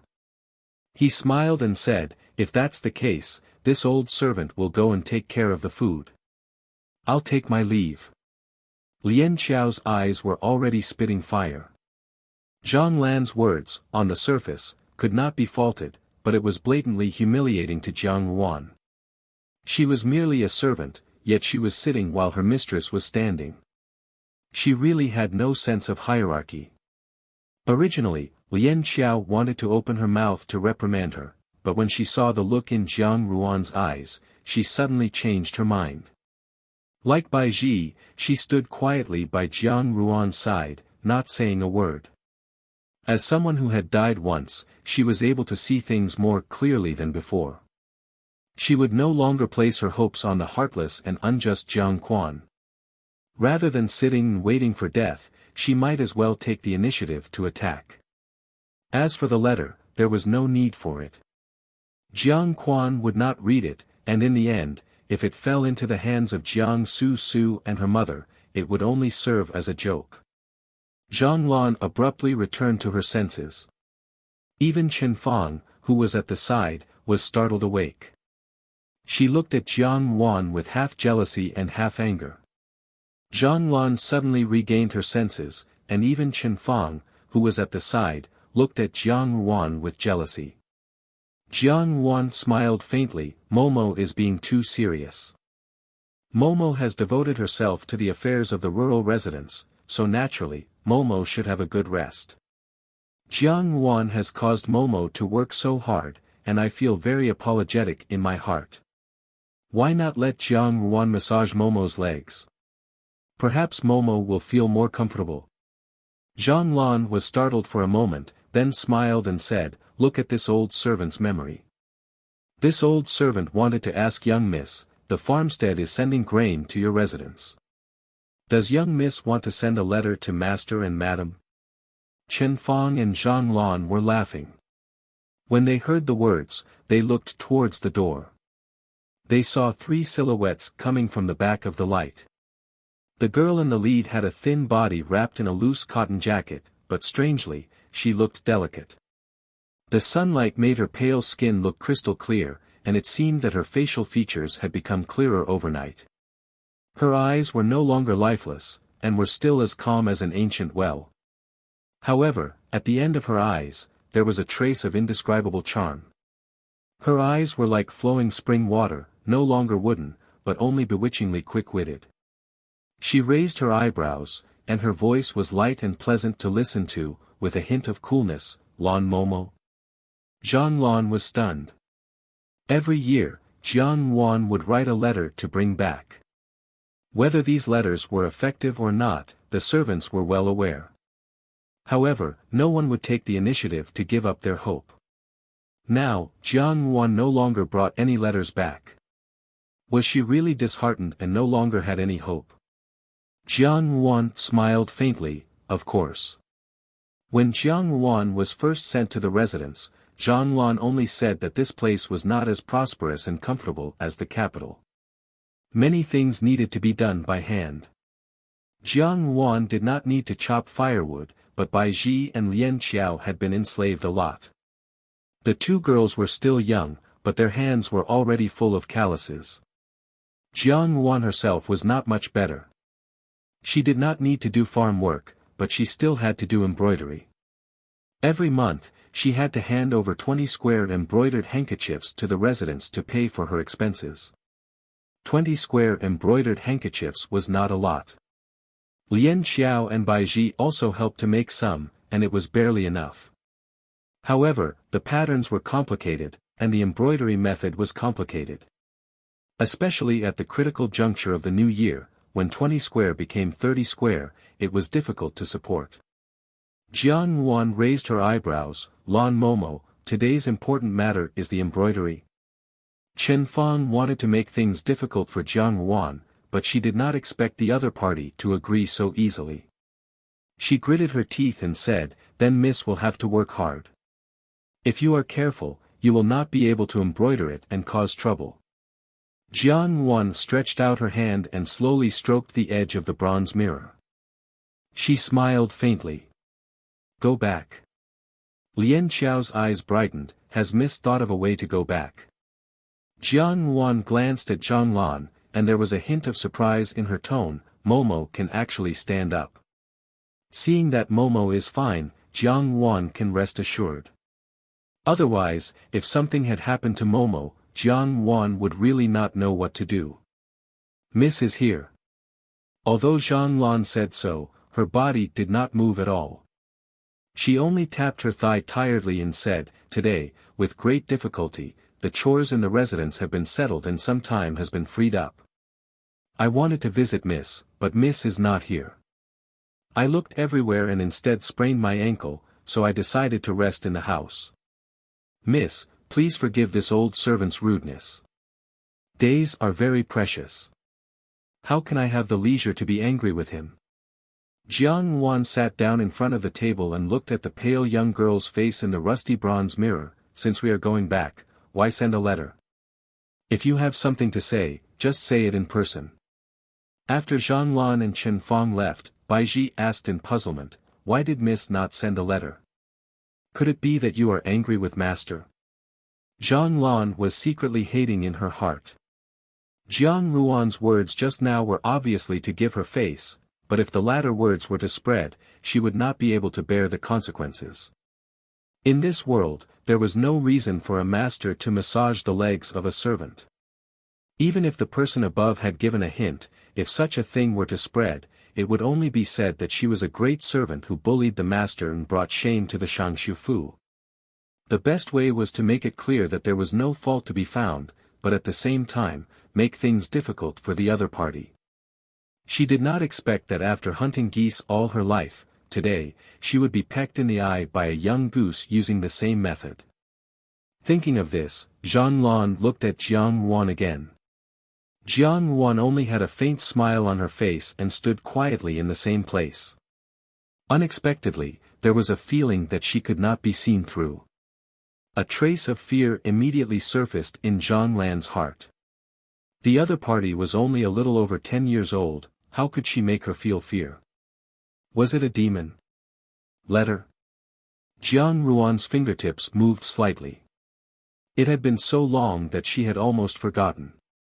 During the few years she had stayed in the rural residence, every year at the end of the year, she would write letters to Jiang Quan and her eldest brother, hoping that they would take her back. Year after year, the letters had sunk into the sea, and there was no reply. What she waited for was the grievous news that her eldest brother, Jiang Xing, had died on the battlefield. After her eldest brother's death, there was no longer any hope for her life. Chapter 11. Early in the morning, the air in the rural residence was excellent. Gray-winged sparrows stood on the branches and pecked at their food. It had just snowed the night before, so the sunlight was even clearer. The vegetation was covered with a thick layer of snow, and the atmosphere of the new year was very strong. Jiang Wan woke up early in the morning. After a simple breakfast, she and Lian Xiao went to the pear orchard for a stroll. It was not yet time for the pear orchard to bloom, but the branches were luxuriant with leaves.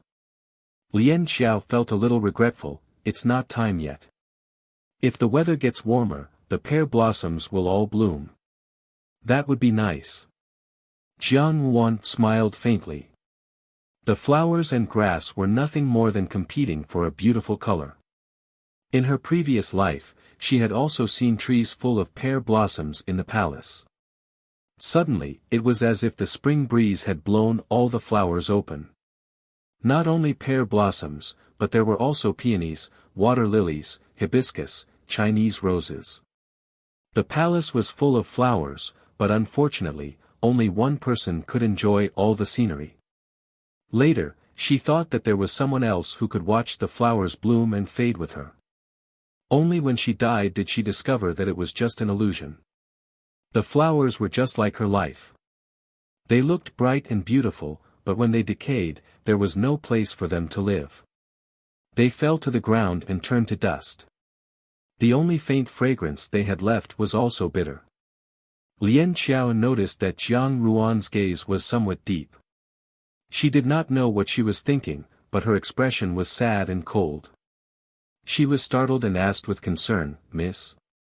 Jiang Wan returned to her senses and shook her head, "It's nothing, let's go." As the two walked and stopped, they did not notice that in the dense forest behind them, there was someone who had been standing for a long time.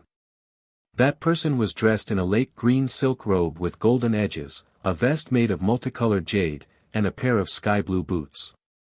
He was dressed in a luxurious manner. His gaze was fixed on Jiang Ruan's figure, full of infatuation. This person was the youngest son of Zhang Lan's family, Chen Zhao. Chen Zhao usually liked to sleep under the pear orchard. Today was the same as usual. When he suddenly heard a woman's voice, it was no different from a cat seeing a fishy fish. He immediately looked towards the source of the voice and was stunned when he saw who it was. Jiang Wan was dressed the same as yesterday, except that Bai Ji did not comb her hair into a bun.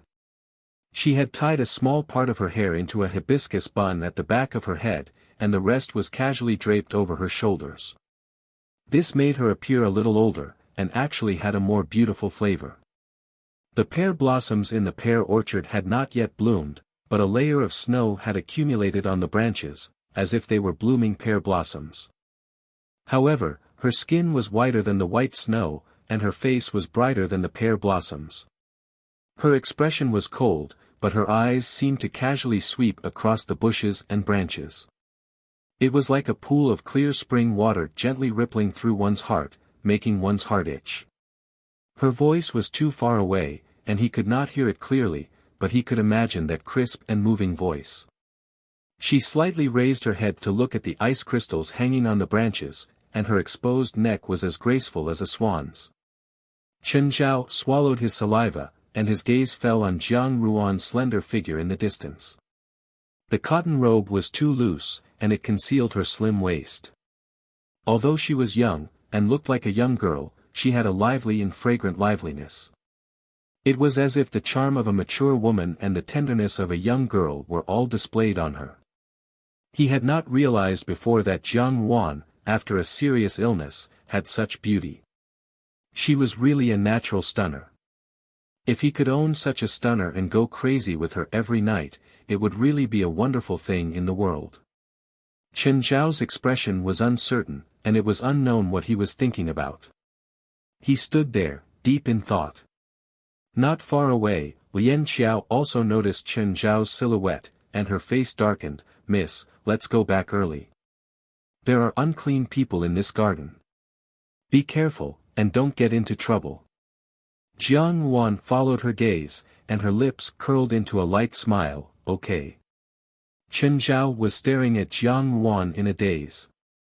Unexpectedly, he saw the little beauty smile at him. This smile contained an indescribable meaning. It was not like the naivety or shyness that a little girl should have. There was only a kind of faint temptation, like an epiphyllum that contained a faint cold fragrance. It was momentarily aloof, but also contained the charm of the night. Chen Zhao could not help but be infatuated.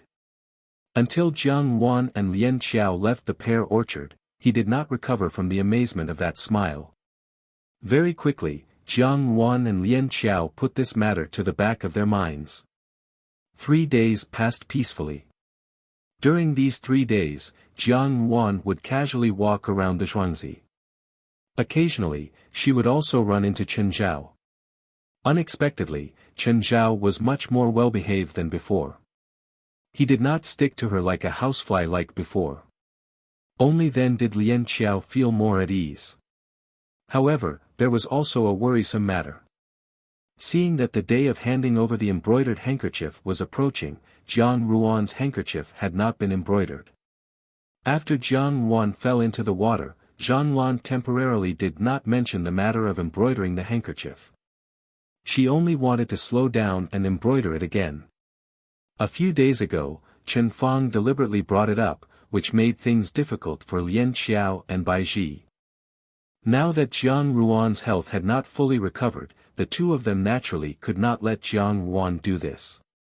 It was fine if Jiang Yuan did not embroider herself, but she did not allow the two of them to embroider with her.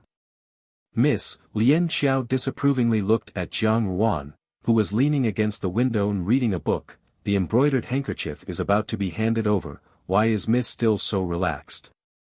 "Don't worry," Jiang Yuan flipped a page. "How can I not worry?" Lian Xiao said with a bitter face. "If the embroidered handkerchief is not handed over, those people will find an excuse to be harsh on Mrs. Expenses." Jiang Yuan sighed and closed the page in her hands. When she first came to the rural residence, she brought 3 chests. One contained clothes and utensils, one contained silver jewelry, and the last one contained books. These were all things that her mother had left for her. Initially, she had thought that she would keep them by her side, but she had entered a tiger's den. Zhang Lan's family was greedy and unkind, stealing openly and secretly robbing. In the end, the only thing that was not taken away was this chest of books. "Before the distribution date, we should return to the Fu." Jiang Yuan caressed the large characters on the cover of the book. "Don't worry." Lian Xiao frowned and wanted to say something, but she saw Bai Ji push open the door and walk in. Miss Fang is here." Lian Xiao was stunned. A pink figure appeared behind Bai Ji. Chen Fang smiled and greeted Mississippi. Today, she was wearing a pink jacket embroidered with butterflies, a small pink skirt of the same color, and a pair of red leather boots. Her hair was combed into an exquisite cloud bun, and on her ears were heavy golden wing carved flower earrings. In her hair, there was a gold silk hairpin. Lian Xiao sneered and looked at Chen Fang with a gaze full of disdain. From head to toe, everything on her was Jiang Yuan's things. To think that she could put down her pride and openly wear these things on her body in front of her master. She was indeed worthy of the word bandit. Jiang Yuan reached out to support her chin and smiled faintly. The bandits were fearless and had become more and more rampant in recent days. But it didn't matter. Since they were here to collect their debts, they would definitely spit out everything that was hers without leaving a single drop behind. Chapter 12. Jiang Yuan picked up the teacup on the table and took a sip before looking at Chen Fang. Chen Fang bit her lip tightly. She had long been accustomed to Jiang Yuan's despondent and gloomy demeanor during the years she had spent in the manor. Who would have thought that after falling into the water, Jiang Wan would seem to have changed into a completely different person. She was like a slowly withering flower that had suddenly gained infinite vitality and began to bloom once again. Jiang Ruan's temperament was unfamiliar to Chen Fang. This official's daughter's every move was full of beauty, as if she was used to a pampered life. She had a kind of nobility. Chen Fang naturally did not know that after Jiang Ruan was sent to the palace in her past life, there was no lack of conspiracy in the palace. If she was not careful, she would be caught red-handed. She could not make a single mistake in her behavior.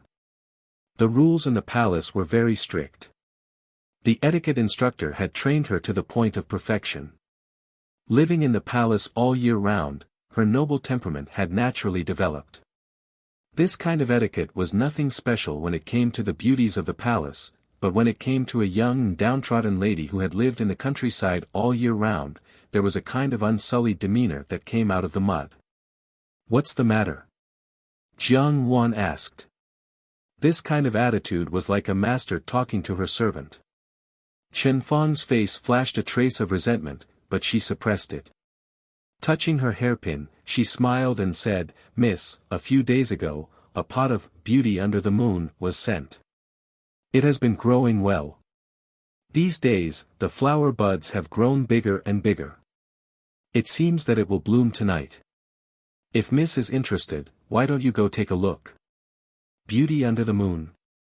Jiang Wan muttered, "This season does not seem to be the season for it to bloom." Chen Fang quickly said, "That's right. Usually, beauty under the moon only blooms in summer or autumn. This pot blooms early in the morning. It is very rare. Miss, why don't you go take a look?" Without waiting for Jiang Wan to open her mouth, Lien Qiao said, "It's late at night and it's freezing outside.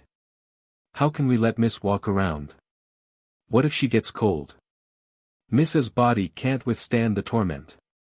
Bai Ji also said, "It's better to put beauty under the moon in the room. Miss can look at it from there." Chen Fang frowned. Beauty under the moonlight, as the name suggests, is only interesting under the moonlight. If you look at it indoors, it's just like any other flower. What's the point? What's more, this beauty under the moonlight has already been recorded in the account book. If you want to move it, this servant can't make the decision." Lien Qiao was about to speak again when Jiang Wan smiled faintly, "Since that's the case, let's go take a look tonight." "Miss," Bai Ji dissuaded her, "it's too cold outside, it will be troublesome if you freeze your body." Chen Fang covered her mouth and laughed, "Sister Bai Ji, Sister Lien Qiao, Miss has already agreed. What are you still talking about? As servants, the most important thing is to listen to the master's orders. How can you casually make decisions for Miss? Isn't that bullying her?" These words were so hurtful that Lien Qiao and Bai Ji's expressions changed. Jiang Wan put down her teacup and slowly said, "What Fang said is correct. However, it is fine for me to discipline my own people. Fang, on the other hand, has exceeded my expectations. I didn't expect that you would also like to admire flowers under the moonlight." Chen Fang stroked a lock of hair that was hanging in front of her chest. "Although this servant grew up in a manor, I also like to read poems. Admiring flowers under the moonlight is an elegant matter, this servant also likes it very much." After thinking for a while, Chen Fang added, "Oh right, tonight at midnight, Miss must go to the pear garden as promised. The beauty under the moonlight is displayed at the entrance of the pear garden. This servant will also be there at that time." "I know." Jiang Wan nodded. Chen Fang heaved a sigh of relief. "This servant will take her leave now. Miss, please don't forget." After she finished speaking, she looked around the room again before leaving happily. After Chen Fang left, Lien Qiao angrily said, "What kind of plaything is this? Elegant? Hey! She thinks that just because she wears someone else's clothes, she really thinks she's the master. She should take a piss and look at herself in the mirror. How shameless." Bai Ji looked at Jiang Ruan worriedly. Miss, do you really want to go to the pear garden? Miss, this servant has something to say. Chen Fang is a sharp and unkind person. It is very unusual for her to express goodwill like this. Be careful that she has other intentions. Jiang Ruan smiled faintly. Bai Ji and Lian Xiao were two servant girls. In her previous life, before she entered the palace, Lian Xiao had been beaten to death because she spoke rudely to Jiang Quan. In fact, it was only because Lian Xiao was unwilling to replace Jiang Su Su to enter the palace and pleaded with Jiang Quan. She did not know why, but she angered Jiang Quan and ended up with a tragic death. In the end, it was all to protect her own heart. Although Lian Xiao was bold and straightforward, she had a sense of propriety. Jiang Su Su and her daughter probably contributed to Jiang Quan's rage. Bai Ji had accompanied her safely into the palace. Jiang Su Su and her daughter must have seen that Bai Ji's temperament was gentle and would not cause any waves, so they were assured to let her accompany her. When she was forced to abdicate, she let Bai Ji escape with Pei Er. Pei Er was eventually caught, so it was likely that Bai Ji had also met with misfortune. These two servant girls had accompanied her for a short and tragic life. They had done their best to accompany her, but she had not protected either of them. Just like Pei Er, an eldest brother. Seeing that Jiang Ruan did not answer, Bai Ji and Lian Xiao looked at her with some doubt. They were shocked by the coldness in her eyes. Just as they were about to say something, Jiang Ruan smiled. The coldness from before was swept away in an instant. I know. You know that she is up to no good, but you still want to go? Lian Xiao asked. It's too risky. This promise must be fulfilled. Jiang Ruan said, but it's not to admire the flowers, it's just to collect a debt. Collect a debt? Lian Xiao was even more confused. Lian Xiao, there's something I need you to do. Jiang Ruan instructed Lian Xiao to lean over and whisper softly. After Chen Fang left Jiang Ruan's room, she happily walked forward. When she walked out of the courtyard, the people outside saw her and quickly went forward to ask, how was it? Did she agree? Of course she agreed. Chen Fang pursed her lips. Now that she's in such dire straits, she naturally would not let go of this opportunity when I mentioned the beauty under the moonlight. Brother, where's the thing you promised me? Chen Zhao grinned happily and took out a sparkling and translucent jade bracelet from his bosom. Good sister, I didn't dote on you in vain. After the matter is settled, I will definitely thank you properly. Chen Fang impatiently took the bracelet from Chen Zhao's hand and put it on. Satisfied, she said, the quality is not bad. Then she thought of something and glared at Chen Zhao. You really like her? What's so good about that foxy woman? Master doesn't like her, she has no future. Sigh, I'm not going to marry her, Chen Zhao said happily. With such a beautiful concubine at home, I won't have to visit the brothels in the future. Wouldn't that save me a lot of money? I've never tasted the taste of an official's daughter. Although she's in dire straits, she's still delicate. Cough, I won't talk about this with you anymore. I'll leave first, remember to keep it a secret. I can't be bothered with you. Chen Fang lightly snorted and walked away. Chapter 13. While the sun was shining brightly in the afternoon, Lian Xiao took the blankets from the house to the courtyard outside to dry them. The cotton in the old blankets was thin, almost a thin layer. It was extremely eye-catching among the thick and colorful blankets in the courtyard. Chun Ning was instructing a few servant girls to hang the quilts in Zhang Lan's room on a rope outside.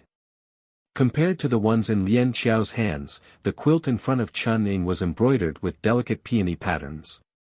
It was stuffed with this year's newly plucked cotton, bulging and looked very thick. The quilt pressed down on the rope that was used to dry the clothes.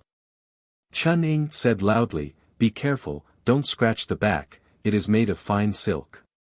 Lian Xiao did not even look at her and walked to the other side. She raised her hand and hung the quilt on the rope. The quilt was light and weightless, so it was very easy to hang. Chunning saw Lian Xiao and laughed. Oh, Lian Xiao Jijia also came to dry the quilt personally. After saying that, he glanced at the quilt on the rope and said, all of you come and learn from her. Look at Lian Xiao. She's really capable. She can dry the quilt by herself and it doesn't look like much effort. Unlike us, it's tiring to carry it with a few people. The maidservants giggled. One of them smiled and said, perhaps the quilt in young Mrs. room is made of high-quality cotton. It doesn't look like it has any weight. This kind of quilt is very comfortable. It's not like our quilt, which is thick and heavy. Lian Xiao smoothed out the wrinkles on the quilt and ignored their teasing. Seeing this, Chunning did not give up and continued, Lian Xiao, why did you only sun Mrs. quilt and not Baiju's quilt? Let us see if your quilt is the same as Mrs. and different from ours. A few servant girls laughed again. It was really too much to say that a mistress quilt could not even be compared to a servant's. Lian Xiao raised her eyebrows and was about to get angry when she saw a servant girl with a sweet smile walking over hurriedly. Lian Xiao Jijia, you asked me to find. Lu Zhu, Lian Xiao interrupted her, wait a moment. She smoothed out the last wrinkle on the blanket before turning around and pulling the young servant girl's hand, come over and talk. The two of them walked to the side and leaned very close to each other, not knowing what they were talking about. After a while, Lian Xiao picked up the empty wooden basin and left. After Lian Xiao left, Chunning called out to the young servant girl who was about to leave, your name is Lu Zhu, right? Dewdrop timidly looked at Chunning and said, yes. Don't be afraid, Chunning said, what were you and Lian Xiao talking about just now? No, nothing. Dewdrop shook her head and looked down at her feet. What's there to be afraid of? It's not like I'm going to eat you up. Chun Ying's voice was a little fierce, why would Lian Xiao look for you for no reason? And what were the two of you discussing so sneakily just now? I'm sure you know who's in charge here. If you don't explain yourself today, then don't stay in the manor anymore. Don't, Dewdrop suddenly raised her head, a pair of helpless red eyes, Sister Chunning, don't chase me out of the manor. As long as you explain yourself, I naturally won't do anything to you, Chunning said. I'm not an unreasonable person. Seeing that you look unfamiliar, you should be a new servant girl. Work well and I won't let anyone bully you in the future. Really? Dewdrop raised her head, a hopeful expression on her face. Why would I lie to you? Chun Ying's tone became gentler, but she was sure that there was something fishy about Lian Xiao. Actually, Sister Lian Xiao did not look for me for anything, Dewdrop said, she only heard that I'm good at embroidery. She wanted me to embroider a water lily on the torn part of Mrs. clothes so that she wouldn't be able to tell. Chunning looked at her suspiciously, just this? Yes. Dewdrop nodded.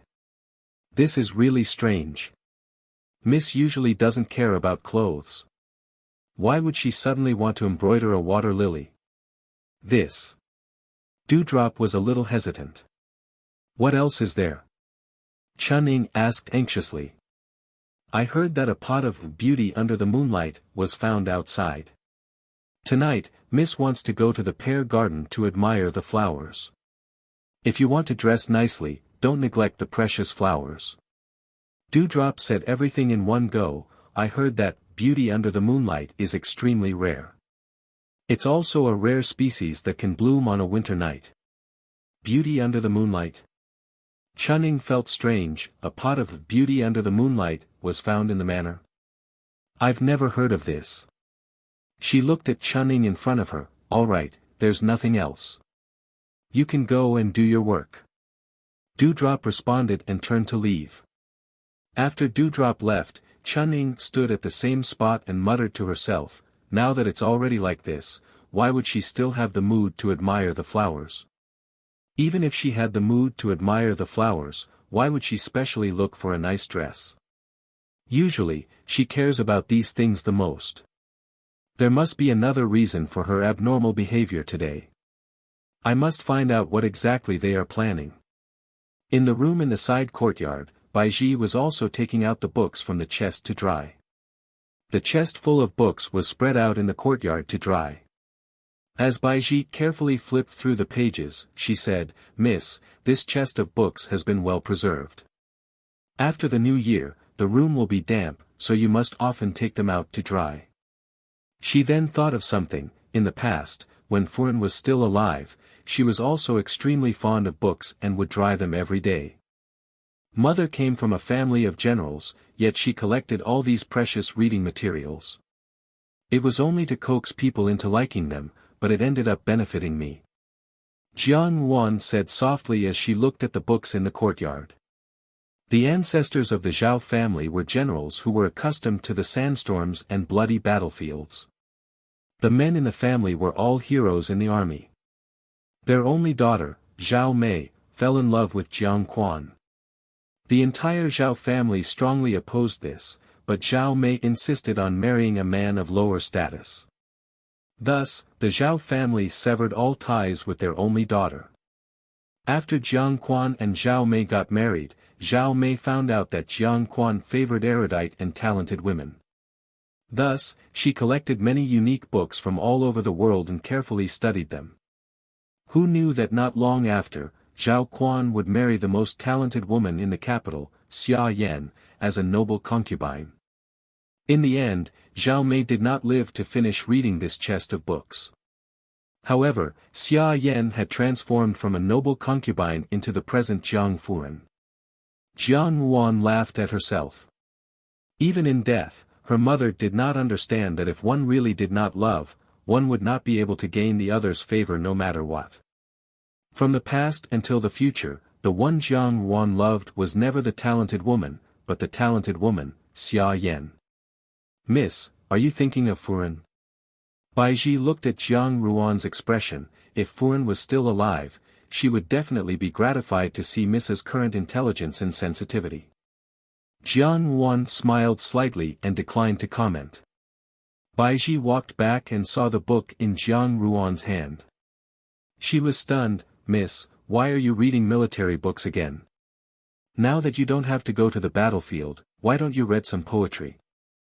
Even if I don't go to the battlefield, the enemy will still come knocking on my door." Jiang Yuan's gaze fell on a few words in the book of military strategy in front of her: "Lure the snake out of its hole."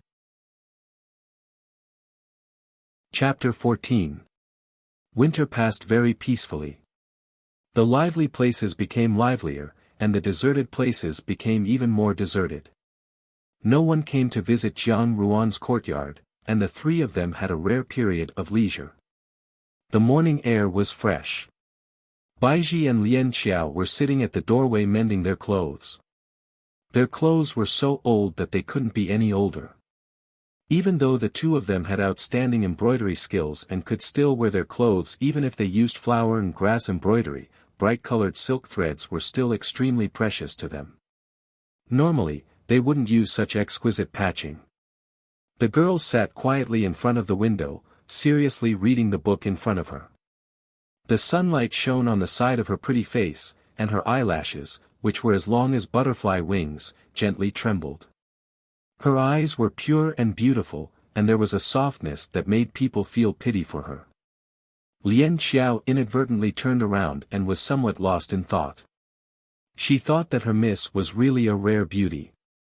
When she was quiet, she was clear and gentle, like a tranquil landscape painting, but when she was angry, she had a fierce charm.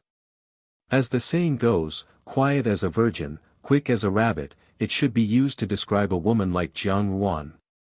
Baiji saw that Lian Xiao was lost in thought, and also turned around to look. She said thoughtfully, "Miss is now a little older, and you have grown taller. The clothes you used to wear are a little difficult. It is almost spring, let's find some time to make 2 new clothes for Miss to wear." It is easy to say. Lian Xiao returned to her senses and continued to sew the buttons of the clothes in front of her. "The allowance given to us at the end of the year has been reduced by half. 2 new clothes will also require a lot of material. Where can we find it? I think we should go to the mountains and pick some herbs to exchange for some money, and save it to buy cloth for Mississippi." He paused for a moment before continuing, "Our Miss is so beautiful, but the clothes she wears are all old and wrinkled. At her age, other girls are dressed like flowers, but our miss doesn't even have a single piece of bright clothing. What a waste of good looks. If our miss were to wear those beautiful clothes, wouldn't all the girls in the capital lose out?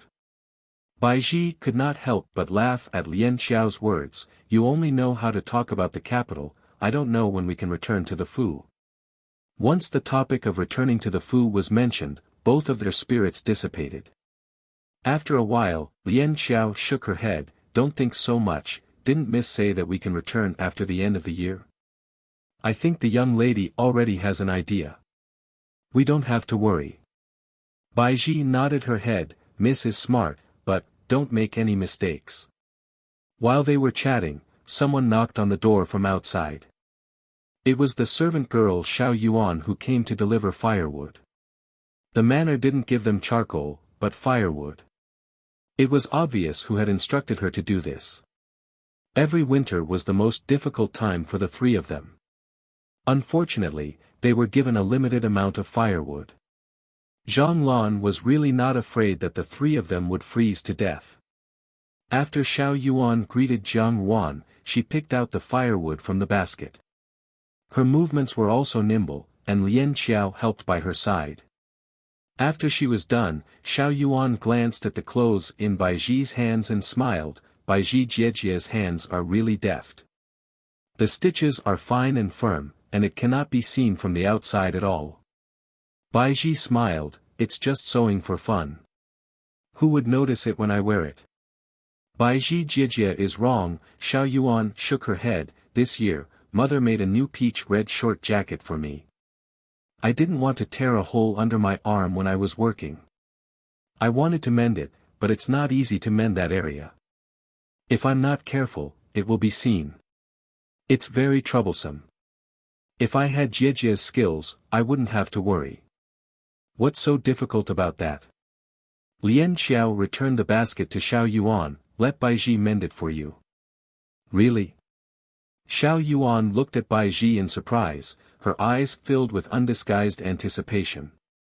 Baiji smiled and nodded. Of course you can, but I don't have peach-colored silk thread here. You have to send the silk thread over. No problem, thank you Baiji Jiejia. You are such a good person.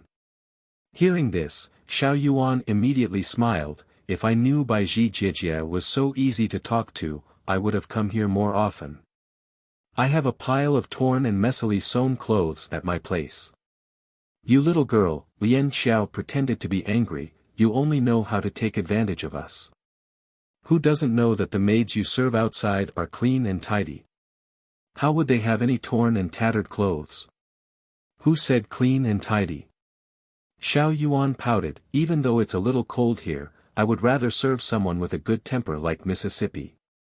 To tell you the truth, the maids outside are really hard to serve. Not to mention Lan Momo, even her youngest son is not easy to deal with.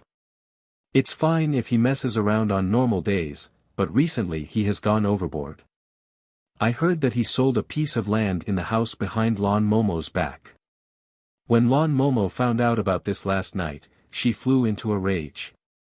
These few days, us maids have been keeping a low profile, afraid of offending her. Oh. Is that true?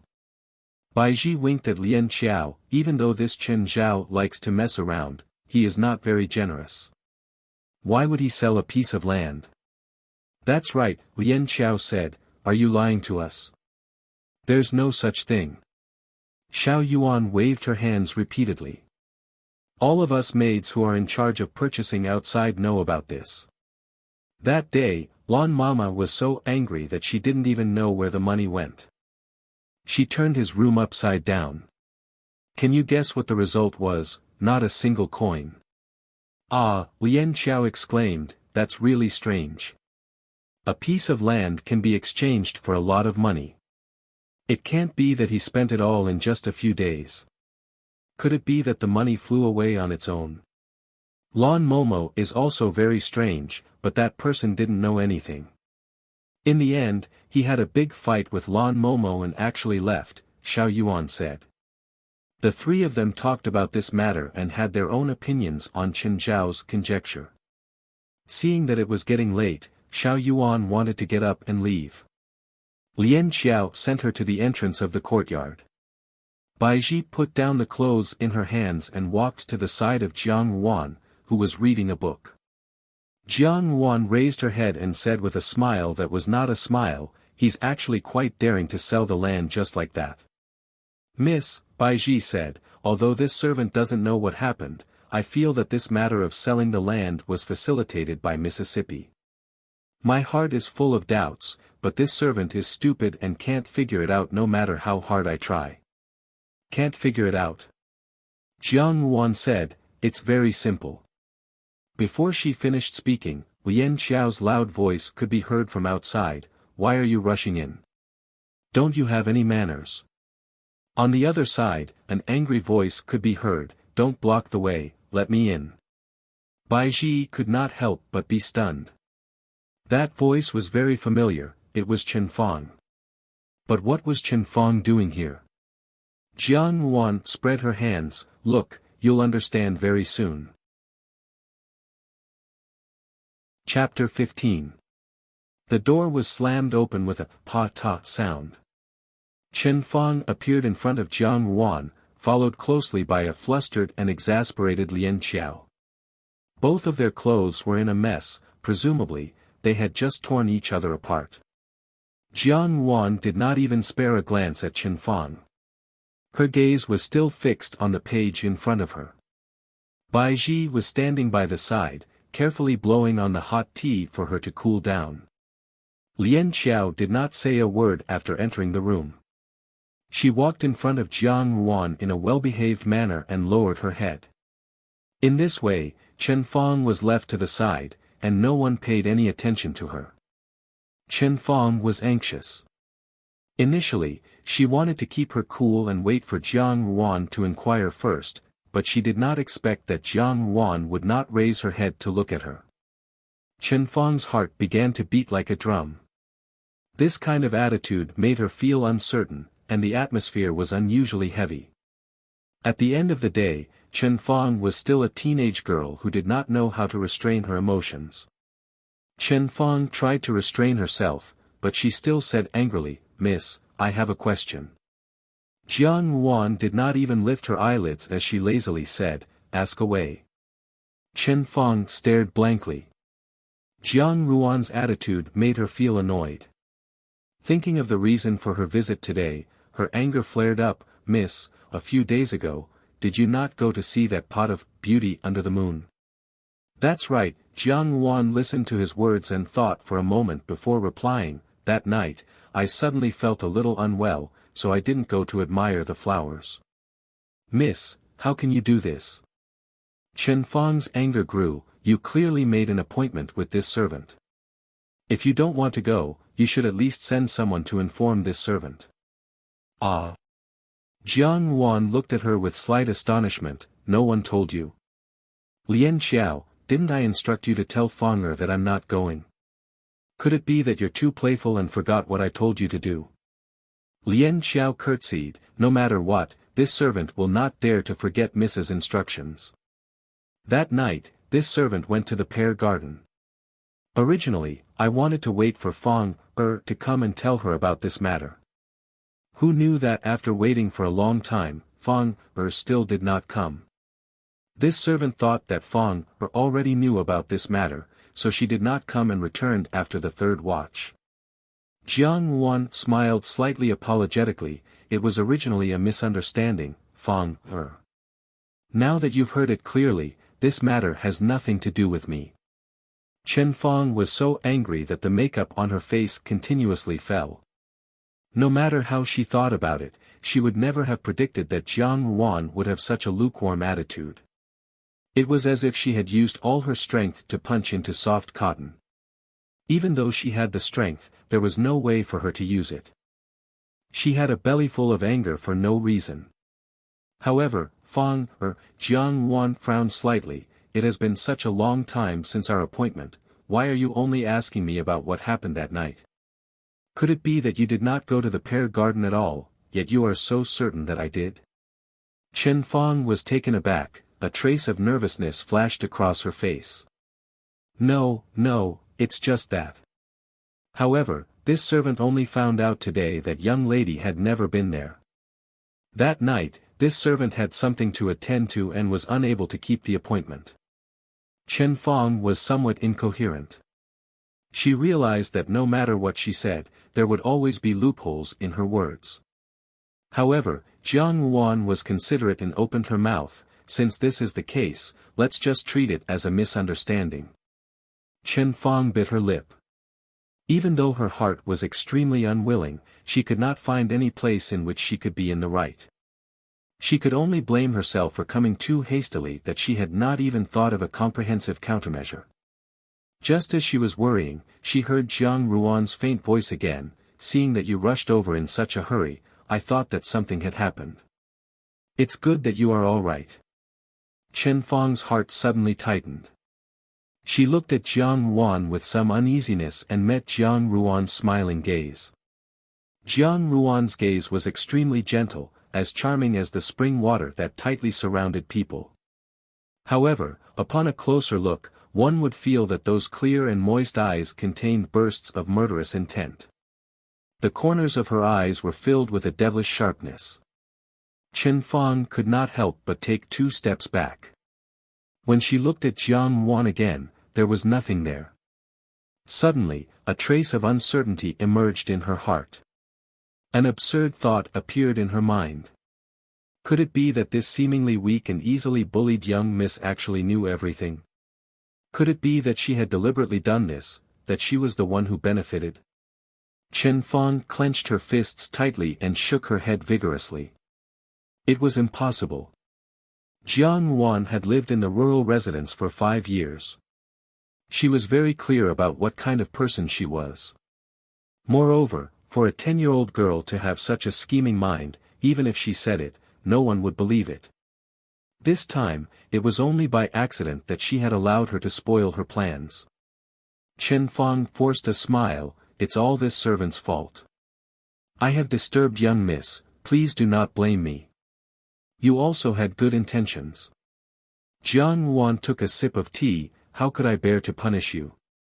Speaking of which, it's my bad luck. Presumably, that night under the moonlight, when the beauty bloomed, it must have been beautiful and moving. Chen Fong wanted to vomit blood when she heard this. She forced herself to say, naturally, if young miss does not have any other instructions, this servant will go out and busy myself. There are still some matters at the rural residence. It's been hard on you, Jiang Ruan said faintly, go and busy yourself. The entire rural residence cannot do without you. These words had a profound meaning. Chen Fong's heart skipped a beat, as if there was something frightening following behind her. Very quickly, she hurriedly left. After Chen Fong left, Lian Xiao closed the door and spat, look at that undisciplined and out-of-control appearance. How is she like a servant? Just now, who was that questioning tone directed at? She doesn't know the immensity of heaven and earth. Another day, I must properly teach her a lesson. Why wait for another day? Jiang Ruan closed the book, she will soon learn her lesson. Young miss. Bai Ji's eyes brightened, could it be that night, Jiang Ruan nodded, if I don't keep the appointment, naturally, someone else will. It seems that Chen Xiaomei has not only invited a wolf, but also a wolf that loves gold. Chen Ying is more capable than I had imagined. She has saved me a lot of trouble. Lian Xiao smiled and said, that girl is very suspicious.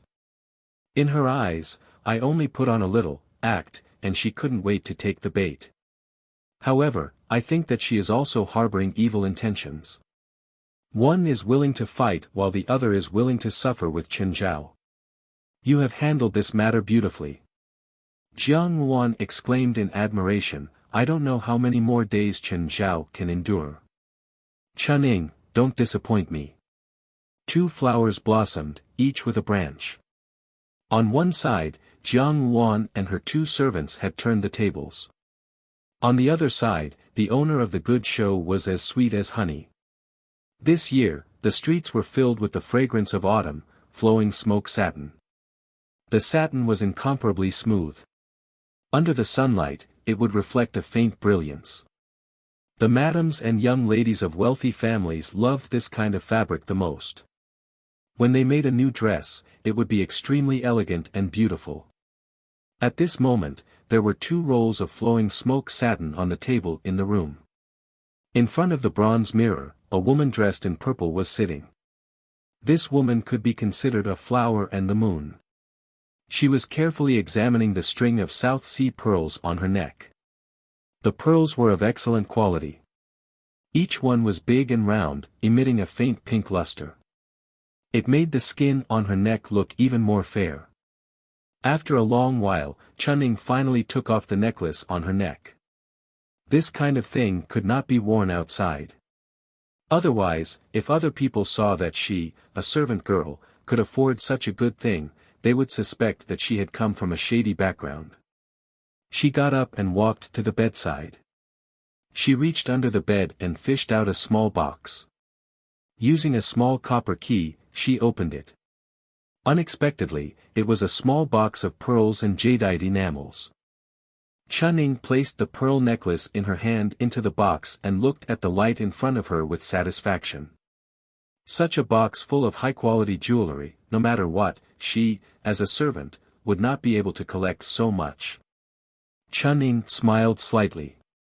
That fool Chen Zhao was very obedient and had obediently sent the jewelry over.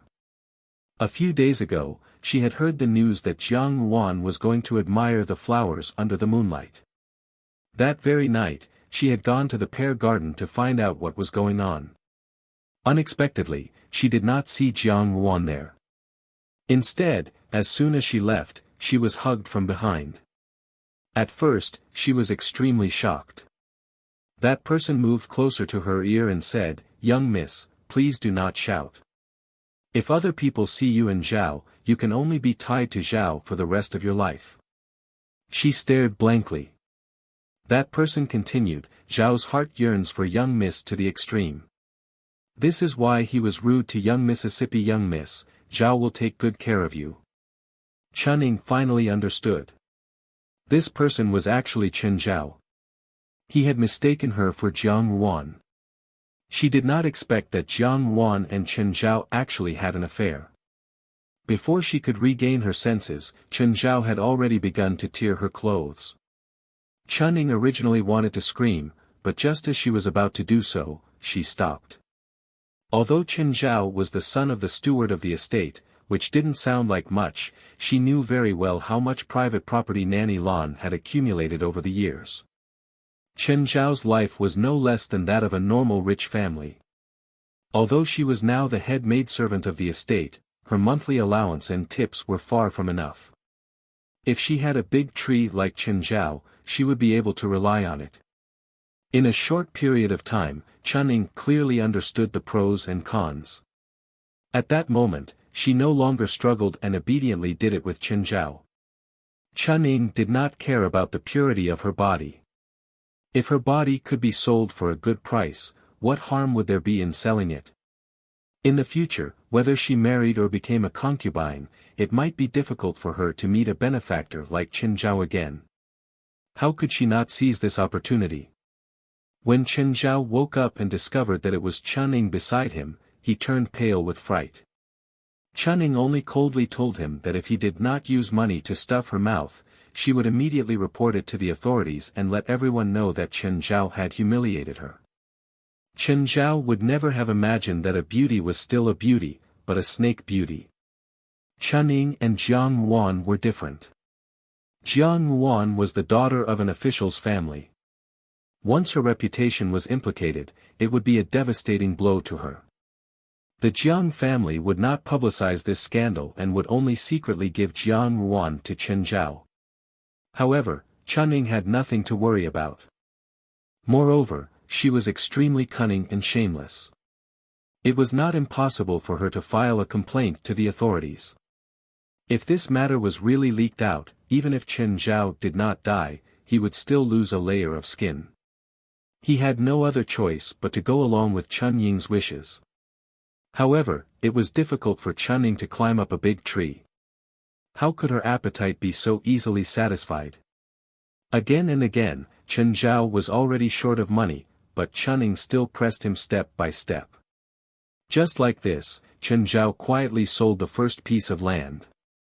How could one piece of land be enough? Chunning believed that she was worth far more than this. Everything had a price.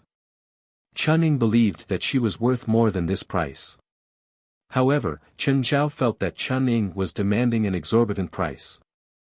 The dispute became more and more serious, and the infatuation of the beauty under the moonlight could no longer be seen.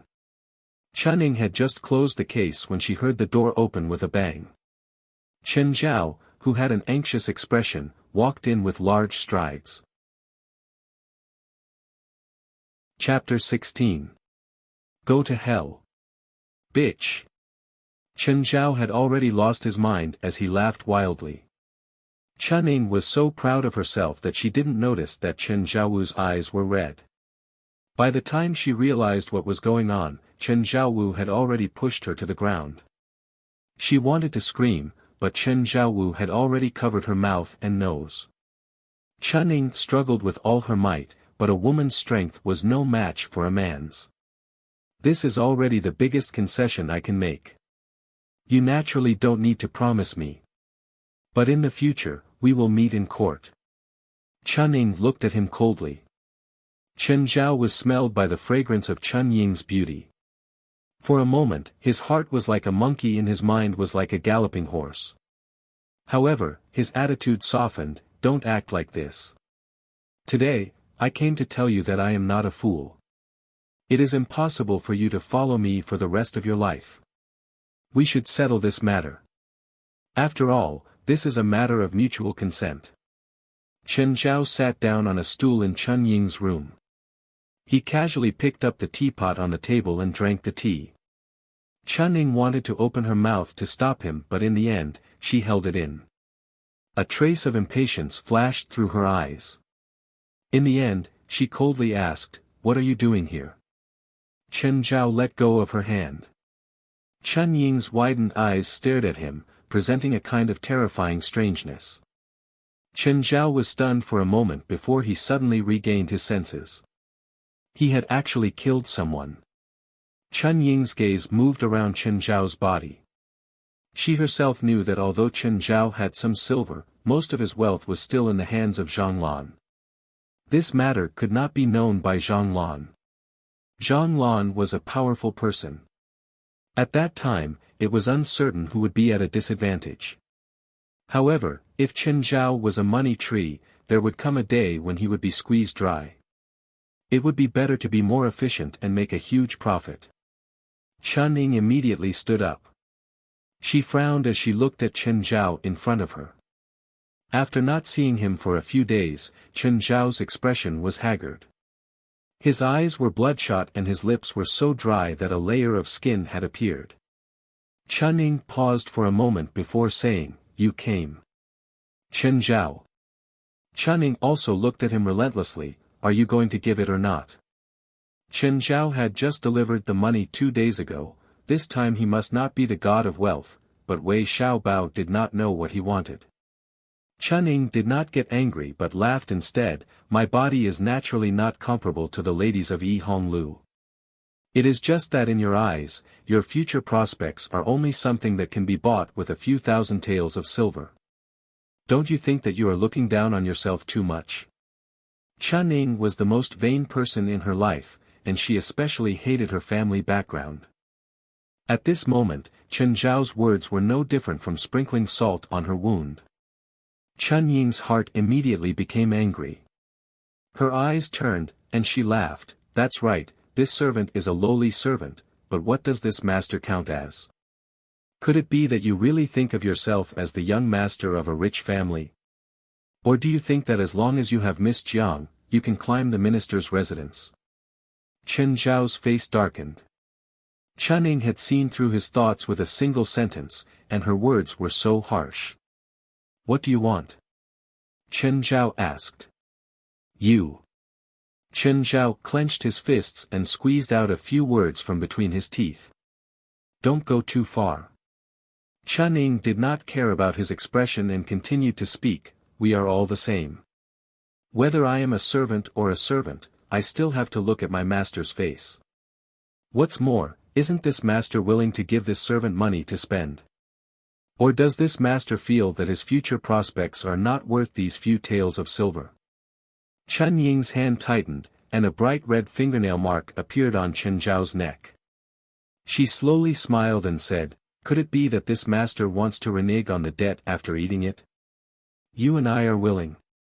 It is clear that you are the one who forced me. You and I have never interacted normally. Everyone in the Zhuangzi can testify. If you say that you and I are willing, when we go to court, do you think that Darren will believe your words? Chen Zhao did not answer Chun Ying's words. He only wiped his mouth and sneered, you, a lowly servant, can actually afford to drink high-quality Mount June silver needles. You really are taking the money that this master has given you and you don't feel that your hands are soft on spending it. However, when Chen Zhao was doing these things, he absolutely did not think that there was a pair of eyes in the dark that was closely watching his every move. The killing that he thought was flawless was completely seen by others. You're crazy. Without waiting for Chun Ying to finish, Chen Zhao had already jumped up and shook off Chun Ying's hand that was on his body. An inch of land in Dong Street is worth gold. A house with 3 entrances needs at least 1,000 taels of silver. How can I take that out? You think too highly of yourself. Do you think that you are the red card of Yi Hong Lu, 1,000 taels of gold in one night? Chen Zhao knew that it would be difficult to convince himself with these words. He gritted his teeth, what do you want? Chen Zhao raised his head to look at Chun Ying. Chun Ying looked at him mockingly. Her smile was so dazzling. The bright red rouge stain at the corner of her mouth was like a life-taking talisman. This kind of greedy beauty, once she opened her mouth, there would not be a day where she would be satisfied. Therefore, this time was not the end. It would be good if she died. If Chun Ying did not exist in this world, he would not be in such a difficult situation. Thinking up to this point, Chun Ying's voice softened, it's not that I don't understand and don't know any better. For better or for worse, we do have some friendly relations. How could I bear to force you to your death? It's just that you have taken my body. After this incident, who would want me in the future? You have to give me some compensation so that when I release the manor in the future, I can still have a place to stay and live. Her slender jade-like fingers lightly pressed on Chen Zhao's forehead. There is a house with 3 entrances in Dong Street's Shirley Pu. Buy it for me. After buying it, we will go our separate ways. No one owes the other anything. Chen Zhao was exasperated. With a pa sound, he smashed the teapot on the table, don't go too far. He staggered backwards. Then, he carefully stretched out his hand to test Chun Ying's nose. Following that, he sat on the ground. His whole body could not help but tremble. After panicking for half an hour, Chen Zhao finally calmed down. He thought for a moment. Then, he suddenly sneered and spat on Chun Ying's face, bitch, this is what you get for going against me. Then, he lifted Chun Ying's body. He found a big cloth bag in the room and put Chun Ying inside. Then, he quietly left the room. It is you who bullied me, right? Chun Ying smilingly walked to Chen Zhao's side. Her jade-like hands slowly caressed Chen Zhao's neck, however, why did you come here today? Chun Ying could only tightly hold on to Chen Zhao's hands. Her eyes were wide open. Her legs desperately kicked. In the midst of her struggle, her body gradually softened. Finally, she stopped breathing. Chen Zhao was so angry that his face turned red. He had long heard of Chun Ying's unreasonable and shameless behavior. However, he did not expect that once he was entangled with her, he would end up in such a situation. A few days ago, when he sold the land, he had already had a big fight with Zhang Lan. Now, Zhang Lan had already locked up all the house and land deeds. He could not do anything about it. However, Chun-Ning was still chasing after him. He was already penniless and had reached the end of his road. Chapter 17. The moon was like a hook, and the twilight was heavy. The cold wind rustled the branches in the deserted backyard. A jackdaw perched on a branch, cawed twice, and flapped its wings before disappearing into the night sky. In the courtyard, a maid carrying a laundry basket hurriedly walked past. She heard a muffled plop sound coming from the courtyard. Surprised, she turned her head.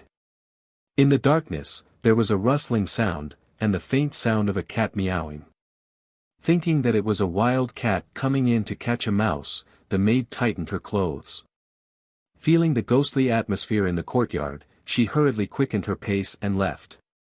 Outside the pear orchard, Lian Xiao was holding a large paper bag in her hands.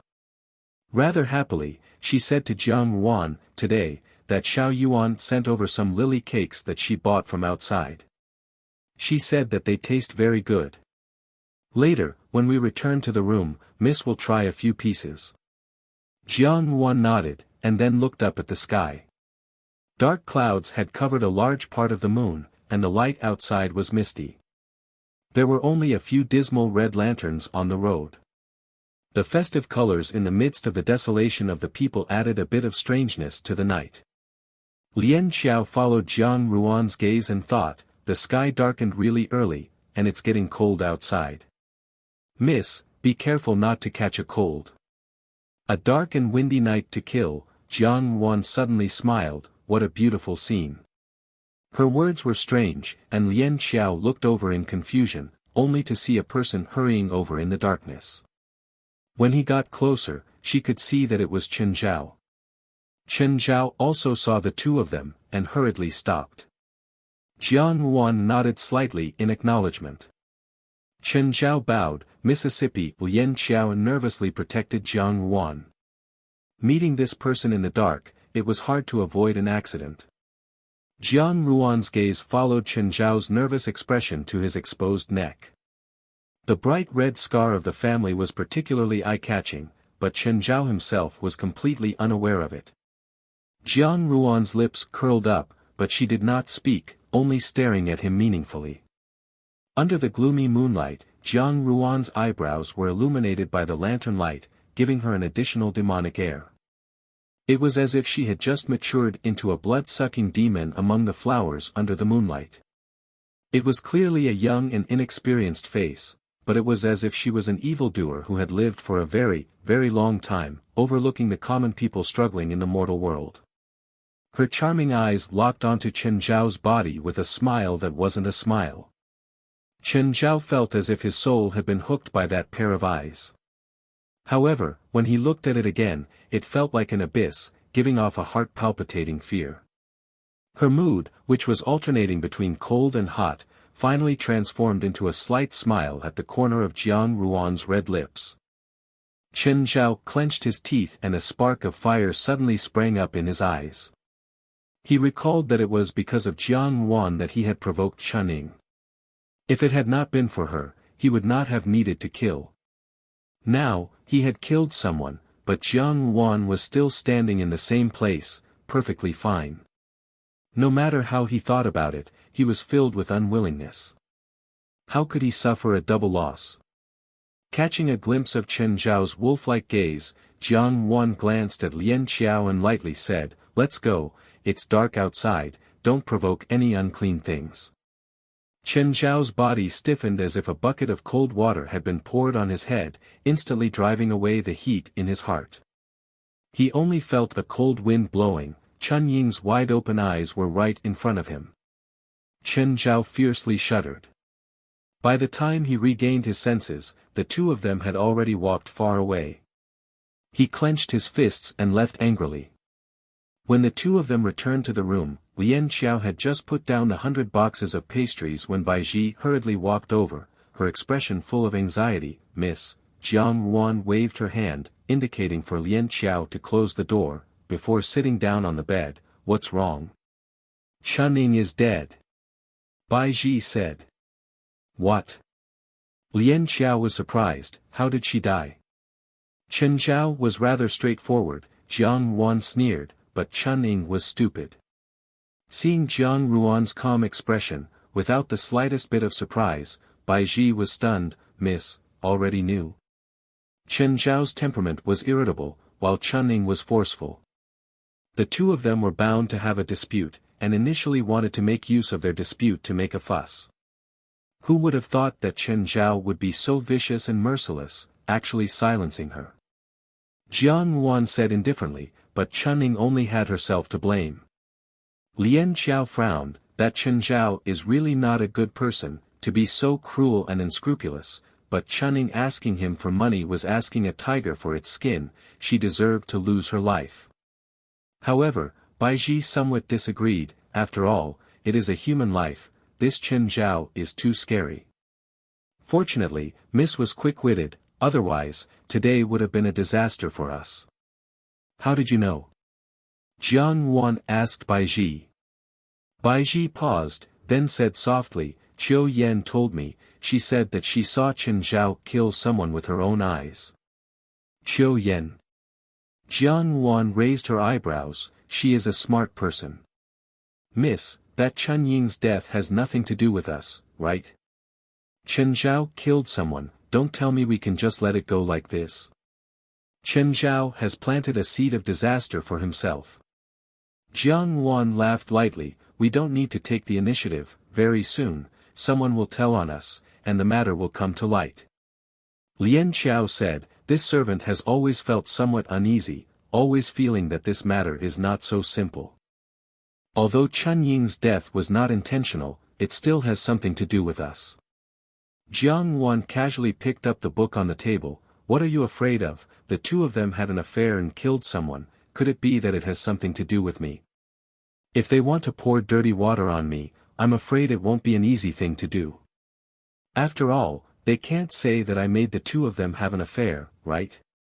If they want to investigate, go ahead and investigate. What can they find out?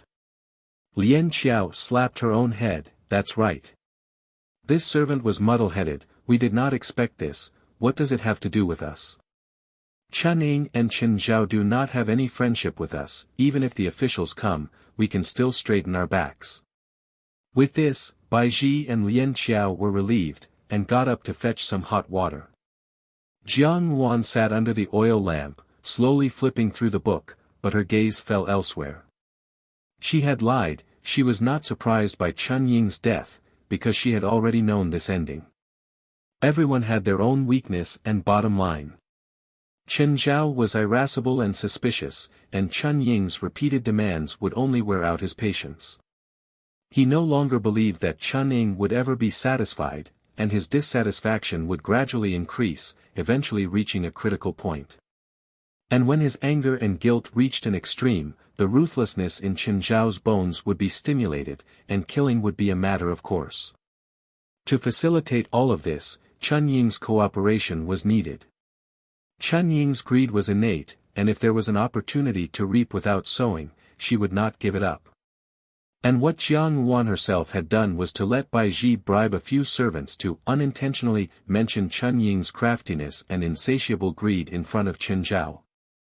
With the right time, the right place, and the right people, even if Chun Ying did not die, she would have to die.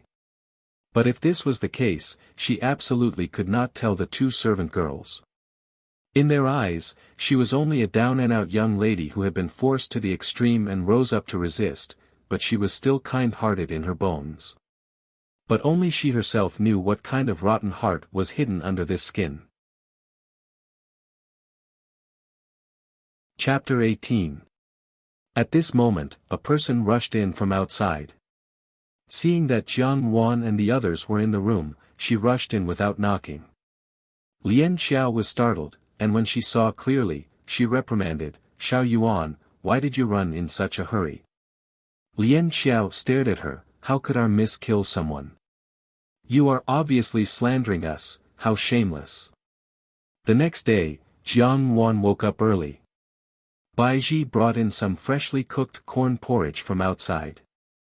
The corn was cooked until it was soft, and the simmered rice porridge emitted a faint sweet fragrance. Lian Xiao was curious. the kitchen is so good today, why is there corn porridge? There are many soldiers outside, surrounding the residence, saying that someone saw Miss kill someone. Xiao Yuan's gaze was full of panic. Lan Momo is leading them over here. It was rare in life to be able to maintain a normal heart in the midst of great joy and sorrow. In the past, whenever his miss thought of the happy times in the minister's fu, she would always secretly shed tears of sorrow. But now, he had never seen her show such an expression. She was incomparably calm. Thinking of this, Baiji said to Jiang Ruan, "Miss seems to be happier every day." Lian Xiao was stunned, she is indeed honest. She then picked up the bowl, "Miss, drink a few mouthfuls, it is good for the body." Corn porridge could not be considered a delicacy, and its effect on the body was naturally not as good as that of precious herbs or fish. But now, even a bowl of corn porridge seemed so rare, and her days were indeed a little down. Baiji felt a little sad, but she saw Jiang Wan drink a mouthful without hesitation, and beckoned them to eat some too. Baiji was a little emotional. It was rare for her miss to be willing to endure such a big change. She grew up with her miss in the courtyard, and as a servant girl who was not favored, she naturally suffered from cold eyes. In just a few years, she had seen through the fickleness of human nature, and was more mature than other servant girls of the same age. But she felt that her patience and calmness were only so in front of her Mississippi. She did not know when it started, as if she had a serious illness, and her miss had become somewhat unpredictable. "Speak slowly," Baiji frowned, "what happened?" Baiji smiled, "Xiao Yuan sent it." Since she had helped Xiao Yuan mend her clothes a few days ago, Xiao Yuan had become obedient and knew how to return the favor, so she ran over more frequently. Xiao Yuan held the door and panted, her face flushed, and after a while, she said, "Miss, it is bad." Jiang Wan smiled slightly, but did not point it out. The oppression of life was nothing. So what if you lived in luxury? The scariest thing was that you lacked nothing, yet you felt that you had nothing. You had no lover, no relatives, no family, and no friends. Later, she thought that she had a lover, but it was also fake. Moreover, compared to being trapped in a wooden basin like a human swine, watching helplessly as her loved ones were humiliated, it was already much, much better. At the very least, she still had a complete body and freedom, right? At least she was still alive. As long as she was alive, there would be a chance for her to make a comeback. She crawled out of hell not to fuss over such trivial matters. "Don't worry," Jiang Wan put down the bowl unhurriedly, "just wait." The breakfast served at the farmstead consisted of coarse rice porridge that was so thin that it could reflect a person's shadow. There were also a few salted vegetables, but there was no corn porridge. It was not that the ingredients were expensive or cheap, but rather that the kitchen staff were unwilling to spend too much effort on this side. When they first arrived at the farmstead, Baiji and Lian Xiao did not quarrel with the kitchen staff over this matter. However, even though they quarreled, there was no change. Moreover, the capital did not pay any attention to this matter. There was not even a single person in charge, so Jiang Wan became accustomed to this. Chapter 19. The sudden news made Baiji and Lian Xiao angry and shocked, but Jiang Wan was not flustered and even had the mood to continue eating porridge. Xiao Yuan could not help but say, "Miss, you should make plans early.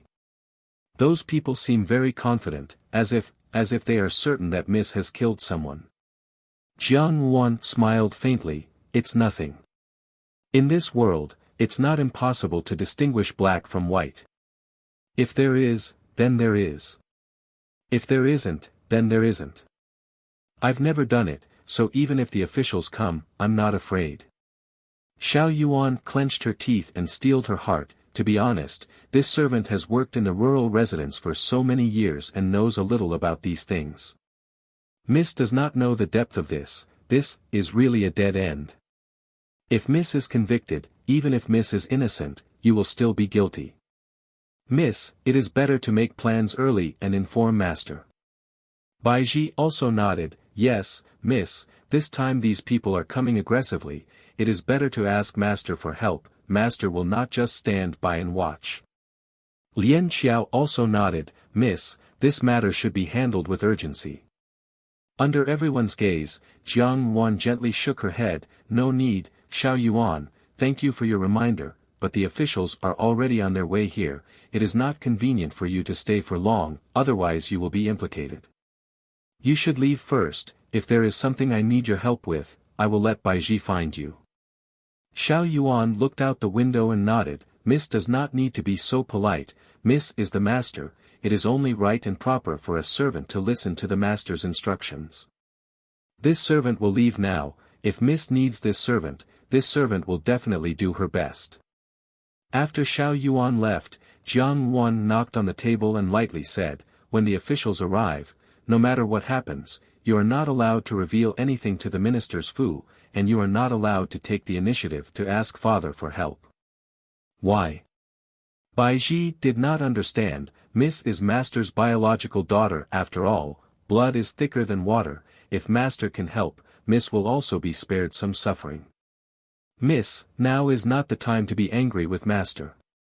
How can there be overnight hatred between relatives? Jiang Yuan shook her head, you think it is simple, but if something really happens to me and you ask father for help, I am afraid that you will not get help, but a burden. Lien Qiao frowned, what do you mean, miss? Think about it, Jiang Yuan stared at her fingertips, if I was really slandered as a murderer, what would father do when he found out? I'm afraid that he wouldn't clear my name of injustice, but rather, he would find someone to mediate and suppress this matter. But now everyone outside knows that the government officials have sent people to arrest me. This matter can no longer be suppressed. Even if it is suppressed on the surface, the rumors will only spread that I killed someone and borrowed my father's power to settle this matter. From now on, my bad name will be carried. Baiji and Lien Qiao were drenched in cold sweat as they listened. Fear lingered in their hearts. Lien Qiao asked, since we can't ask master for help, what should we do? This situation seems to be a dead end, but it's actually filled with opportunities. There's no need to worry. You'll be able to fight back from the dead. The final winner is still unknown. I have an idea. You don't have to worry. With Jiang Yuan's words, Lien Qiao and Baiji gradually calmed down. Baiji said, understood, Mississippi. Now, let's pretend that nothing has happened. Jiang Yuan took out a piece of paper from the book beside her and handed it to Lien Qiao, after tomorrow, pass this to Qiu Yan. Lien Qiao nodded. After thinking for a while, she poured a cup of tea for Jiang Yuan. Jiang Yuan was in no hurry to drink it. She gently stroked the corner of her sleeve. The matter of asking Jiang Quan for help that the two servant girls had mentioned was rejected by Jiang Yuan at the very beginning. Besides her explanation, there were other reasons. After all, there was no need for her to write a letter. The minister's office would be the first to receive the news. Zhang Lan's family would certainly report this matter to their superiors. Xia Yan and Jiang Su were eager to see her fall into misfortune. Naturally, they would not let go of this opportunity to add fuel to the fire and hit her when she was down. They could do a lot of things, and Jiang Quan would not stand up for her. In her previous life, during the palace coup, she had seen her father's cold and detached gaze when he announced that she was a demoness who brought disaster to the country. She knew that Jiang Quan had never treated her as his own flesh and blood. His only daughter was Jiang Su. Even if she were to die, she would not ask the minister's office or Jiang Quan for help. Moreover, after this matter, she still had a big gift to give to Jiang Quan and Jiang Su, mother and daughter. It would be a gift to repay them for sending her to the rural residence for 5 years. The play still had to continue, but the performer had long been changed. While she was lost in thought, there was a commotion coming from outside the courtyard. Before Lien Qiao could react, the door was broken open with a whoosh.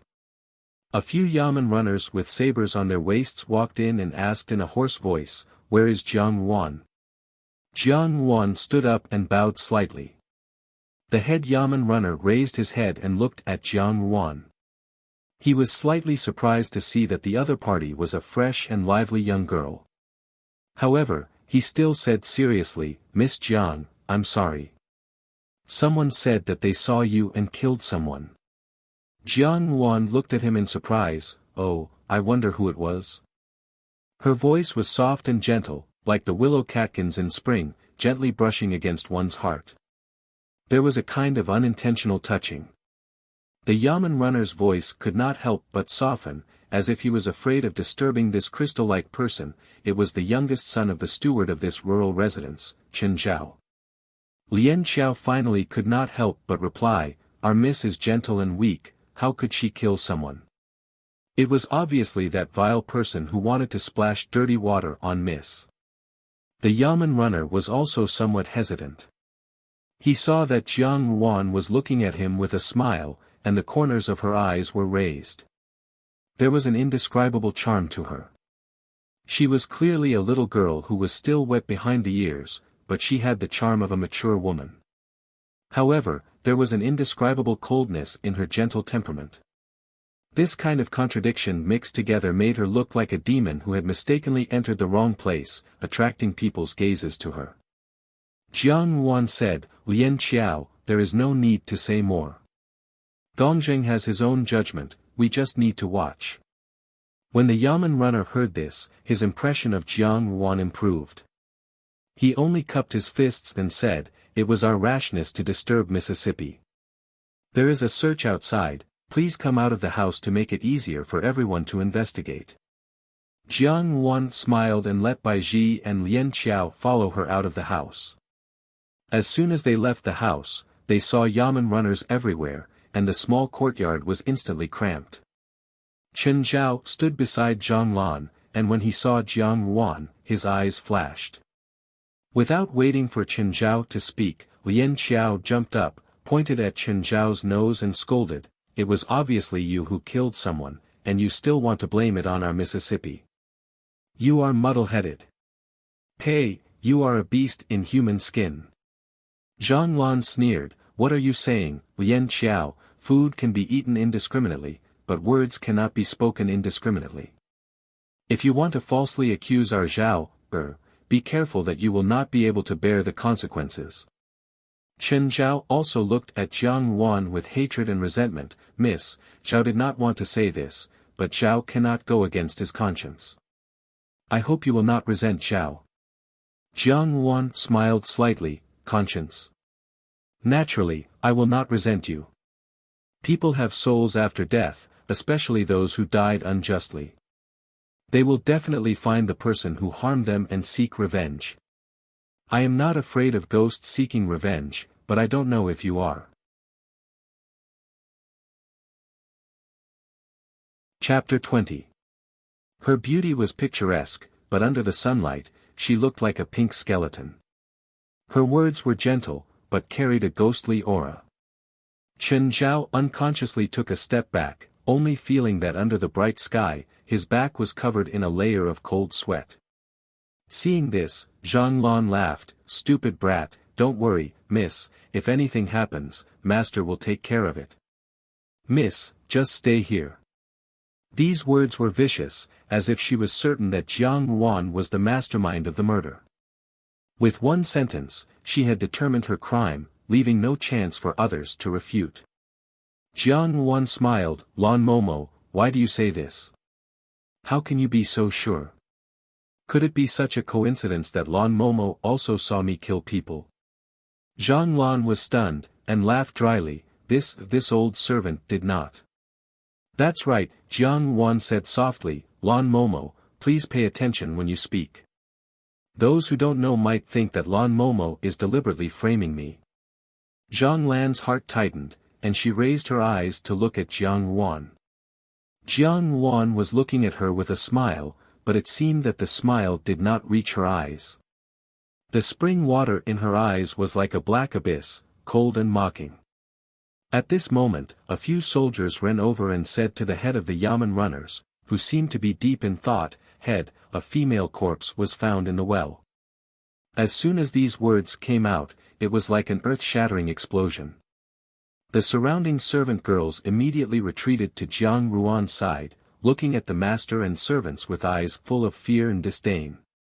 Lian Xiao and Bai Ji were shocked, and could not help but look up at Jiang Ruan. However, Jiang Ruan's expression did not change, and she was still standing there with a faint smile. Her body was weak but firm, inexplicably reassuring. The two servant girls calmed down, and without looking at the people around them, they just stood there calmly. The master and servants' calmness made the head of the Yamen runners have a whole new level of respect for them. After such an accident, it was rare for someone to not show their emotions. He had been handling cases for many years, and this kind of calmness, unless they really had not done anything bad. The head of the Yamen runners swept his gaze across the courtyard and saw that apart from Jiang Ruan and her two companions, the rest of the people had formed their own cliques. This was somewhat illogical. These servants addressed Jiang Ruan as Miss, yet their attitudes were not respectful. Moreover, this courtyard was extremely dilapidated and did not seem like the boudoir of a noble family's young lady. The head of the Yamen runners had some understanding in his heart. All the young mistresses who were sent to the manor had committed a crime and were sent here to reflect on their mistakes. However, this young mistress seemed to have bad luck. Not only was she living in dire straits, but she was also framed. "Boss?" the officer below asked. The head of the Yamen runners returned to his senses and looked at Jiang Ruan. "Miss Jiang, I'm sorry, but the female corpse was found in your courtyard. For the time being, we will have to trouble you to follow us to the prison for a period of time." After saying this, he began to size up Jiang Ruan's expression. Jiang Ruan very calmly accepted his gaze and even courteously bowed to him. "I will listen to Darren's instructions." She did not cry nor did she make a fuss. It did not seem like she was being taken to the prison. Instead, it was as if she was attending a banquet. Her demeanor was not affected in the slightest. The Yamen runner was even more impressed with her in his heart. He thoughtfully said, "Miss Jiang need not worry. I, Li Mi, will definitely investigate this matter to the bottom of the water. I will certainly not let a single bad person off." His words had a profound meaning. Jiang Ruan smiled faintly. "Thank you, Darren." The surrounding officers were somewhat surprised to see this. Their boss, Li Mi, had always been a black-faced deity. He was even more unfriendly towards criminals. His personality was the most inflexible and rigid. Today, however, he was treating this silly little girl with gentleness and care. Chen Zhao also felt this and smiled. Darren must diligently investigate the case and seek justice for the common people. After saying this, he turned his head to look at Jiang Ruan. "Miss, Zhao will come to see you in a few days. Miss, don't be too worried." "What kind of joke is this?" Lian Xiao snorted. "On one hand, you are framing us, and on the other hand, you are trying to please our Mississippi Chen Zhao. Do you think that Miss is a fool for you to play with?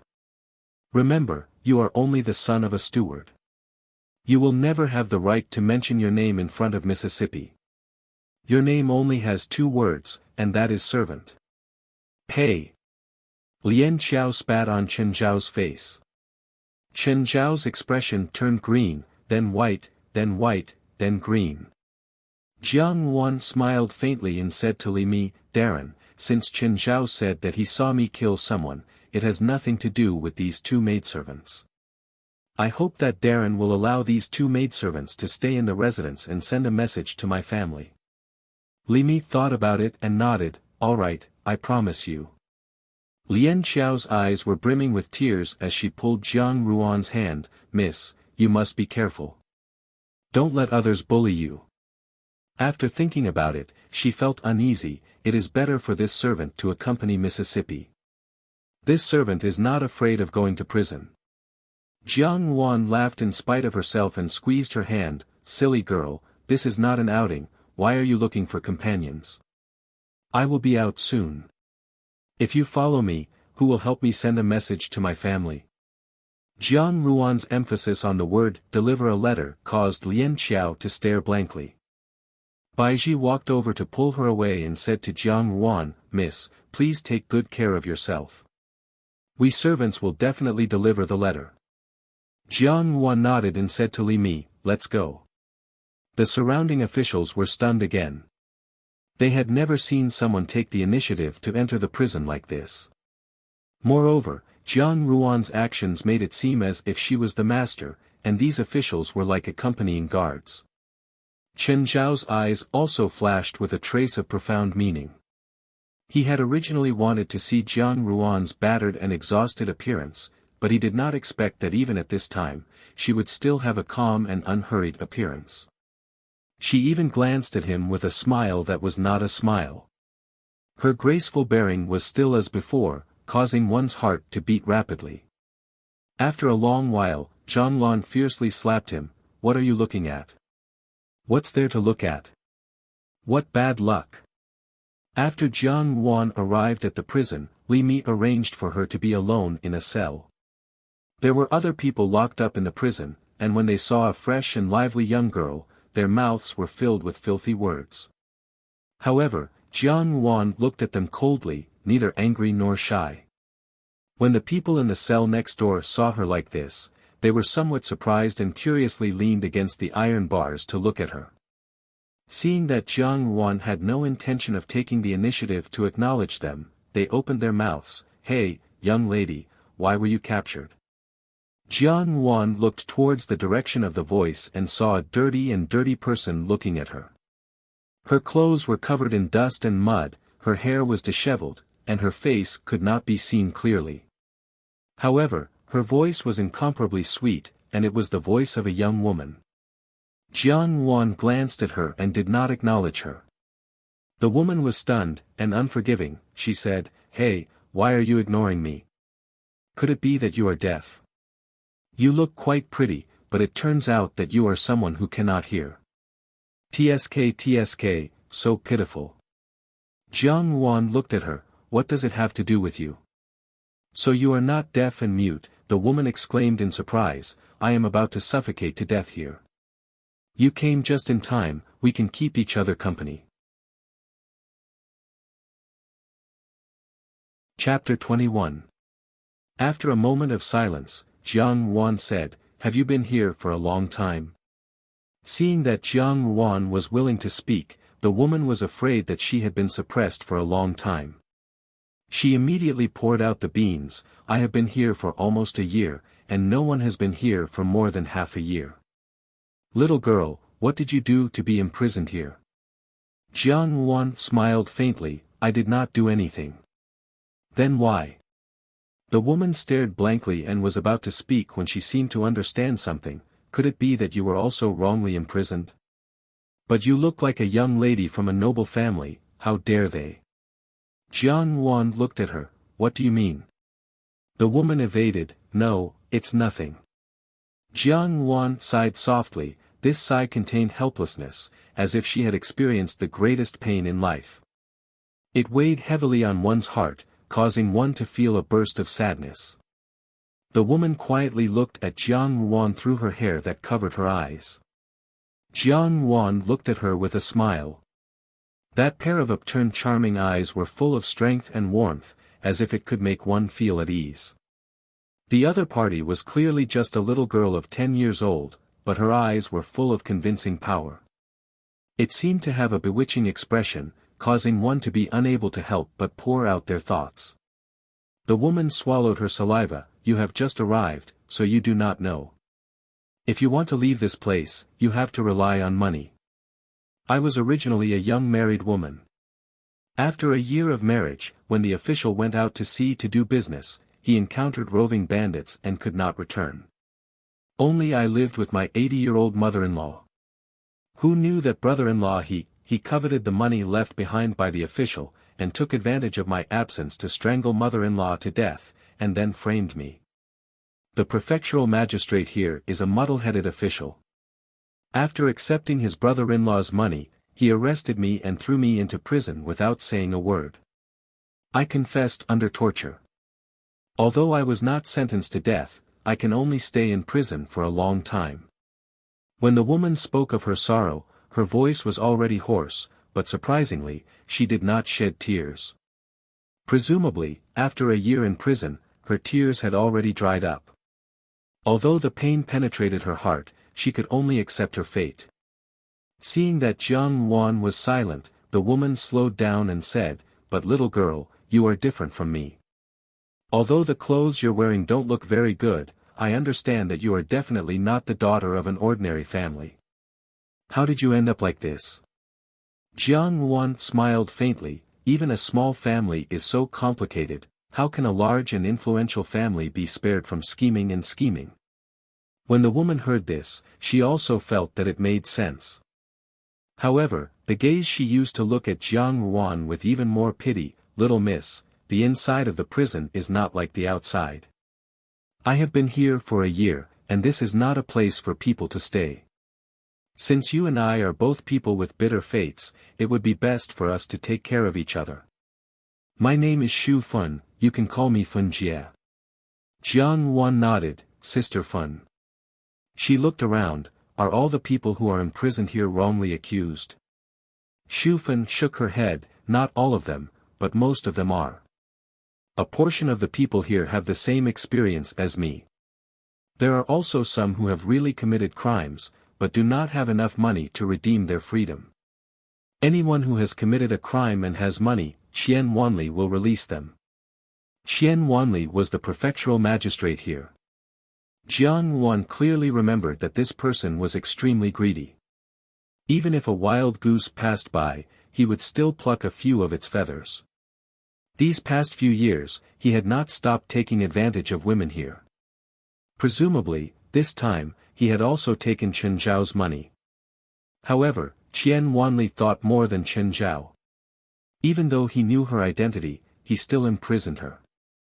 He wanted to fish another sum of money from Jiang Quan. Jiang Quan would definitely make this deal, and Jiang Su Su and her daughter were also eager to do so. However, she would not let these people have their way. Qian Wanli wanted to eat until he was fat in one bite, and she did not mind letting him have a taste of the consequences of being stuffed to death. If there is a chance to redress your grievances, would you be willing to do so? Jiang Wan asked Xu Fun. Xu Fun stared blankly and looked at her inquiringly. How could there be a chance to redress my grievances? I have been here for a year and have long seen clearly that there is no longer any fairness or justice to speak of here. If you want to cry out your grievances, then you are gravely mistaken. Elder sister advises you, it is best not to do that, otherwise, you will suffer. Jiang Wan smiled faintly, Sister Fun, don't forget, my father is not an ordinary person. If he knows that I am here, he will certainly try his best to save me and clear my name. Now that I have this opportunity, I will certainly not forget you. Hearing Jiang Wan mention her father, Xu Fun's expression was somewhat hesitant. Does your father really have that kind of ability? Jiang Wan nodded. If that is the case, then it could not be any better. A glimmer of hope suddenly rose in Xu Fun's eyes, but in the blink of an eye, she doubted, your father dotes on you so much, how could he let others fall into such a predicament? Jiang Wan lowered her head, and a small ray of sunlight shone through the dark window of the prison cell, shining on her spotlessly white neck. Her slightly drooping eyelashes concealed the emotions in her eyes, only making people feel that her frail shoulders were so fragile, and her posture involuntarily made people feel pity for her. Xu Fun sighed, forget it, I will not ask about your family matters. It's just that, will your father really come to save you? Yes, the maidservant beside me has already gone back to pass on the message. Very soon, father will send someone to pick me up. Jiang Wan blinked. When? Xu Fun was still somewhat doubtful. Tomorrow. Jiang Wan smiled, I think there will be a chance to cry out your grievances tomorrow. Sister Fun, at that time, not only you, but also all the prisoners in this prison cell, you must seize this opportunity and cry out your grievances with all your might. You must remember, the harder you cry, the higher the possibility that you will be released. Qian Wanli's death would be even more miserable. With this opportunity, Xu Fen could not help but nod her head, and raised her voice to tell the entire prison cell about this matter. The night passed very quickly. On the 10th day of the new year, the sun was completely hidden in the thick layers of clouds. Heavy snowflakes floated down from the sky, and one's breath was filled with large chunks of snow. The prison cell was dark and damp, and ice had formed in several places. Xu Fen found some straw on her side and gave it to Jiang Ruan so that Jiang Ruan could use it as a cushion to keep her warm. Jiang Ruan gently shook her head. This prison cell, compared to the prison cell that she had stayed in her previous life, was simply heaven on earth. At that time, she carried the crime of being a demoness who brought disaster to the country and was arranged to be in the most terrifying and gloomy water cell. More than half of the pool was filled with water, and her whole body was soaked in the cold and wet water. There were also fat mice in the water that nibbled at her body. The water current battered against her body, making people feel cold from head to toe. Even if there was another heavy snowfall like this, it would not be able to compare to 1,000th of that place. Now, it was as if the scene had reappeared. She was once again locked up in the prison cell, but this time, she would not be as helpless and miserable as she had been in her previous life, where she would be tortured to her heart's content. Now, she was still here, but if she owed a debt, she had to pay it back. The suffering she had suffered now, along with the pain from her previous life, would be repaid at the hands of those people. At that time, they would see who would end up more miserable than the other. Chapter 22. Dong Street was particularly lively today because the prefectural magistrate wanted to hear a case. It was said that a young miss who had been sent to the rural residence had killed a servant girl and thrown her into a dry well. The witness was the son of the rural residence's steward. Witnesses and material evidence were present. Most people said that the young miss who had killed the young miss was vicious and did not know how the servant girl had offended the young miss. There were also some who said that the young miss had lowered her status and was so calculative with a servant girl that she did not hesitate to kill. Which family's young miss was so arrogant? In the yamen, a middle-aged man with a big belly was sitting in the most central seat. He was wearing a lake green silk robe embroidered with brocade. The jade belt around his waist could not cover his fat figure. This person was fair and plump, wearing a jade ring inlaid with gold on his thumb. It was the prefectural magistrate, Qian Wanli. The person sitting on the left side of the centermost seat was not as rich as Qian Wanli. On the contrary, the material of his clothes was extremely simple and could even be considered coarse. His entire body exuded a shabby aura, which was incompatible with the hall full of riches and honor.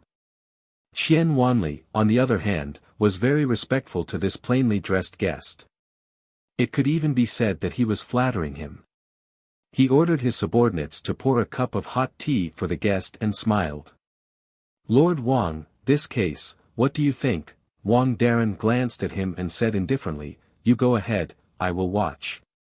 "Yes, yes." Qian Wanli quietly took out a handkerchief from his bosom and wiped his sweat. He glanced at the people below and slammed the gavel, "Bring the prisoner up." When Jiang Ruan was brought out of the cell by Li Mi, Xu Fen grabbed her hand uneasily. "Will there be anything wrong?" "Nothing." Jiang Ruan patted her hand, "My father came to pick me up. Remember what I said, don't worry, everything will be fine soon." Xu Fen let go of her hand, and Li Mi looked at Jiang Ruan with some pity. In fact, it was not Jiang Ruan's father who came to pick her up, and no one pleaded for her. Today was just a trial. Now all the spearheads were pointed at Jiang Ruan, and there was no one who could speak up for Jiang Ruan. Even if he wanted to help, he was powerless. Moreover, as the person handling the case, he had to avoid arousing suspicion. Li Mi sighed in his heart. He knew that Jiang Ruan would not be able to escape this calamity. She would definitely bear this crime. Thinking of Jiang Ruan's miserable future, Li Mi's attitude became much gentler. In the public hall, when Jiang Wan was brought in, the crowd that had gathered outside the hall to watch the commotion was somewhat astonished. From afar, they had thought that the young miss who had the courage to kill must be a fiendish, vulgar and despicable shrew. After all, one's appearance was born from one's heart. Who would have thought that the one he brought would be a beautiful little girl? Her brows were calm and gentle, and she didn't look the slightest bit terrifying. It was easy for people to believe their own eyes, but for a moment, they did not believe that Jiang Wan was the mastermind behind the murder. Qian Wanli was also amazed in his heart. He didn't think that the main character would be a delicate little beauty. In this way, it would seem that he didn't have any protective feelings for the fairer sex. However, he glanced at the person sitting beside him and coughed. He slammed the gavel and shouted, "How dare you, criminal! Kneel!" Jiang Wan lowered her eyebrows and quietly knelt down. Only then did she raise her head, revealing a clean and delicate little face. Puzzled, she asked, "Darren, I don't know what crime this commoner girl has committed." Her brows were clear, and her voice was extremely gentle and pleasant to listen to. For a moment it was like a beautiful painting. Every move she made people involuntarily admire her. The tone of her voice was also very puzzled, as if she really didn't know what was going on. Once again, there was an uproar. The crowd, who had initially been certain, gradually began to waver. Qian Wanli frowned and slammed the gavel. Silence.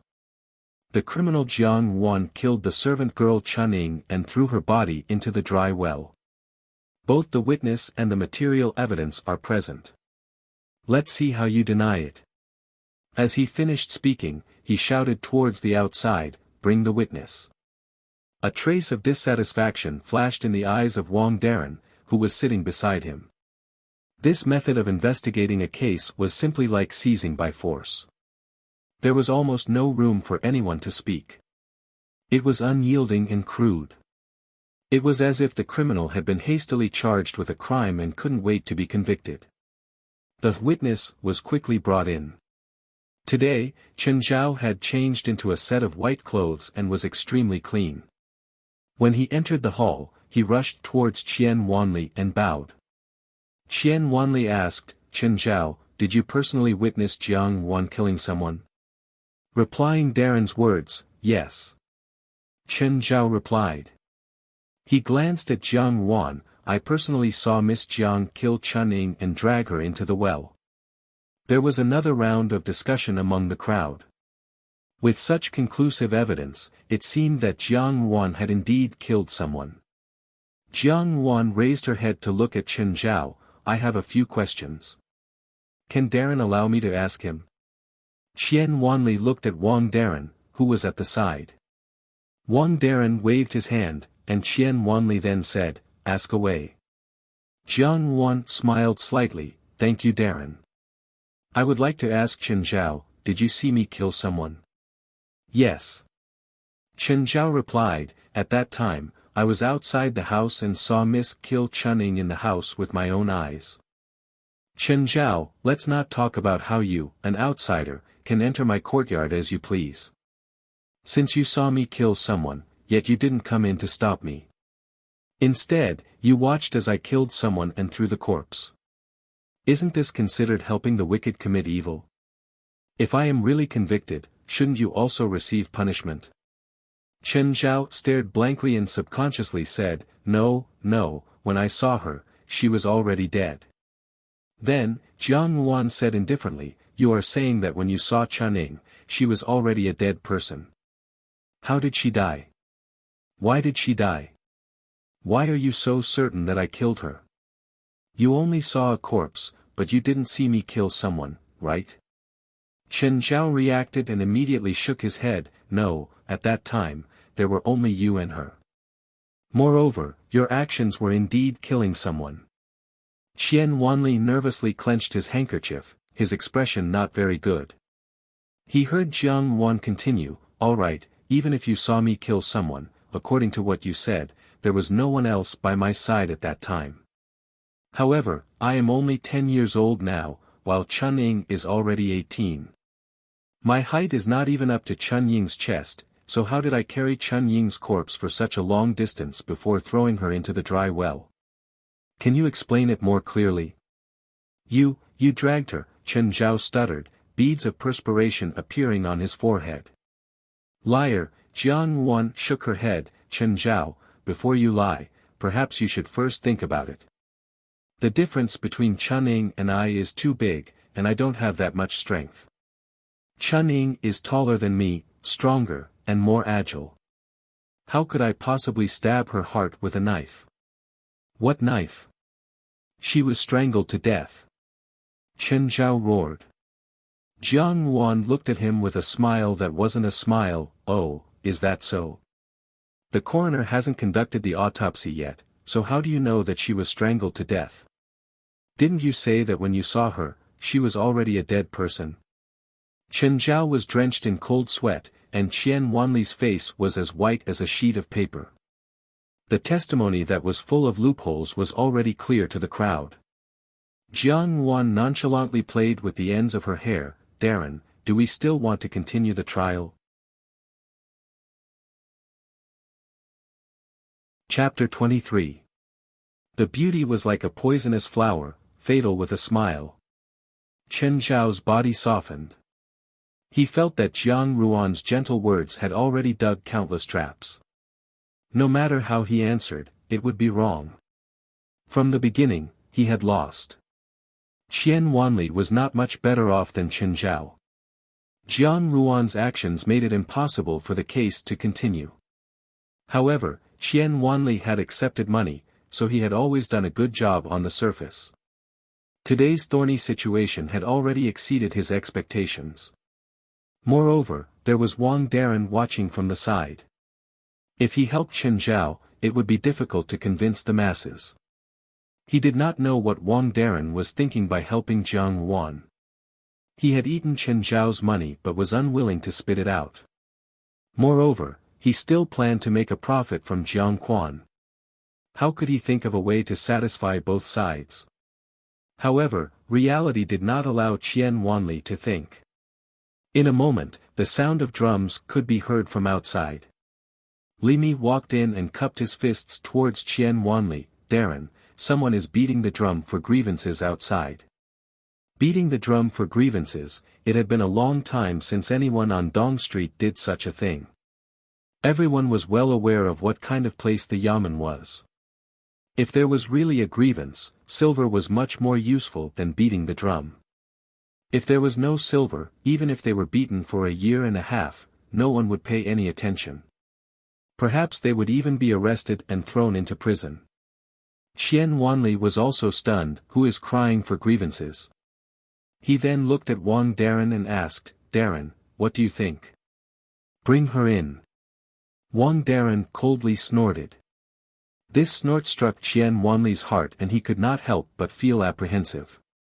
The person was quickly brought in. It was a young lady dressed as a servant.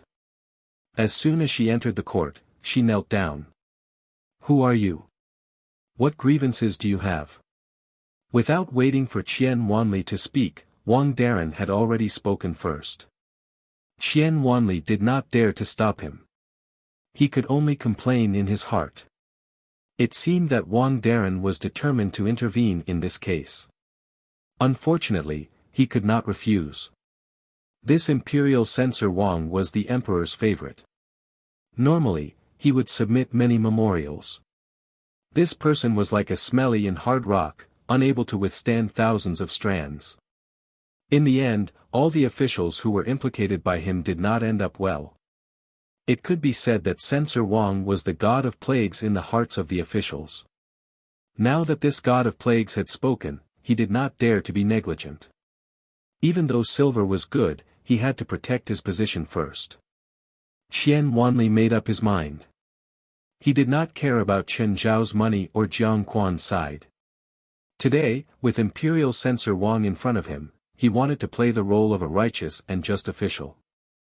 Thinking of this, Qian Wanli said kindly, if you have any grievances, feel free to tell us the truth. This official and this official will seek justice for you. The people outside roared with laughter. Qian Wanli's words made them laugh their heads off. A dog official who did all kinds of evil making such a solemn vow would only make people think that he was putting on an act. Chen Zhao looked at Qian Wanli in shock. Suddenly, a wave of panic rose in his heart. Things did not develop as he had expected. Qian Wanli's attitude was unclear. What if he changed sides at a critical moment? The young lady respectfully rushed forward and kowtowed, "Thank you, Darren, for seeking justice for this servant. This servant is not complaining for myself, but for young Lady Jiang. This servant is the head maidservant of the Jiang family's manor. This servant can testify for young Lady Jiang. The one who killed Channing was not young Lady Jiang, but him, Chen Zhao."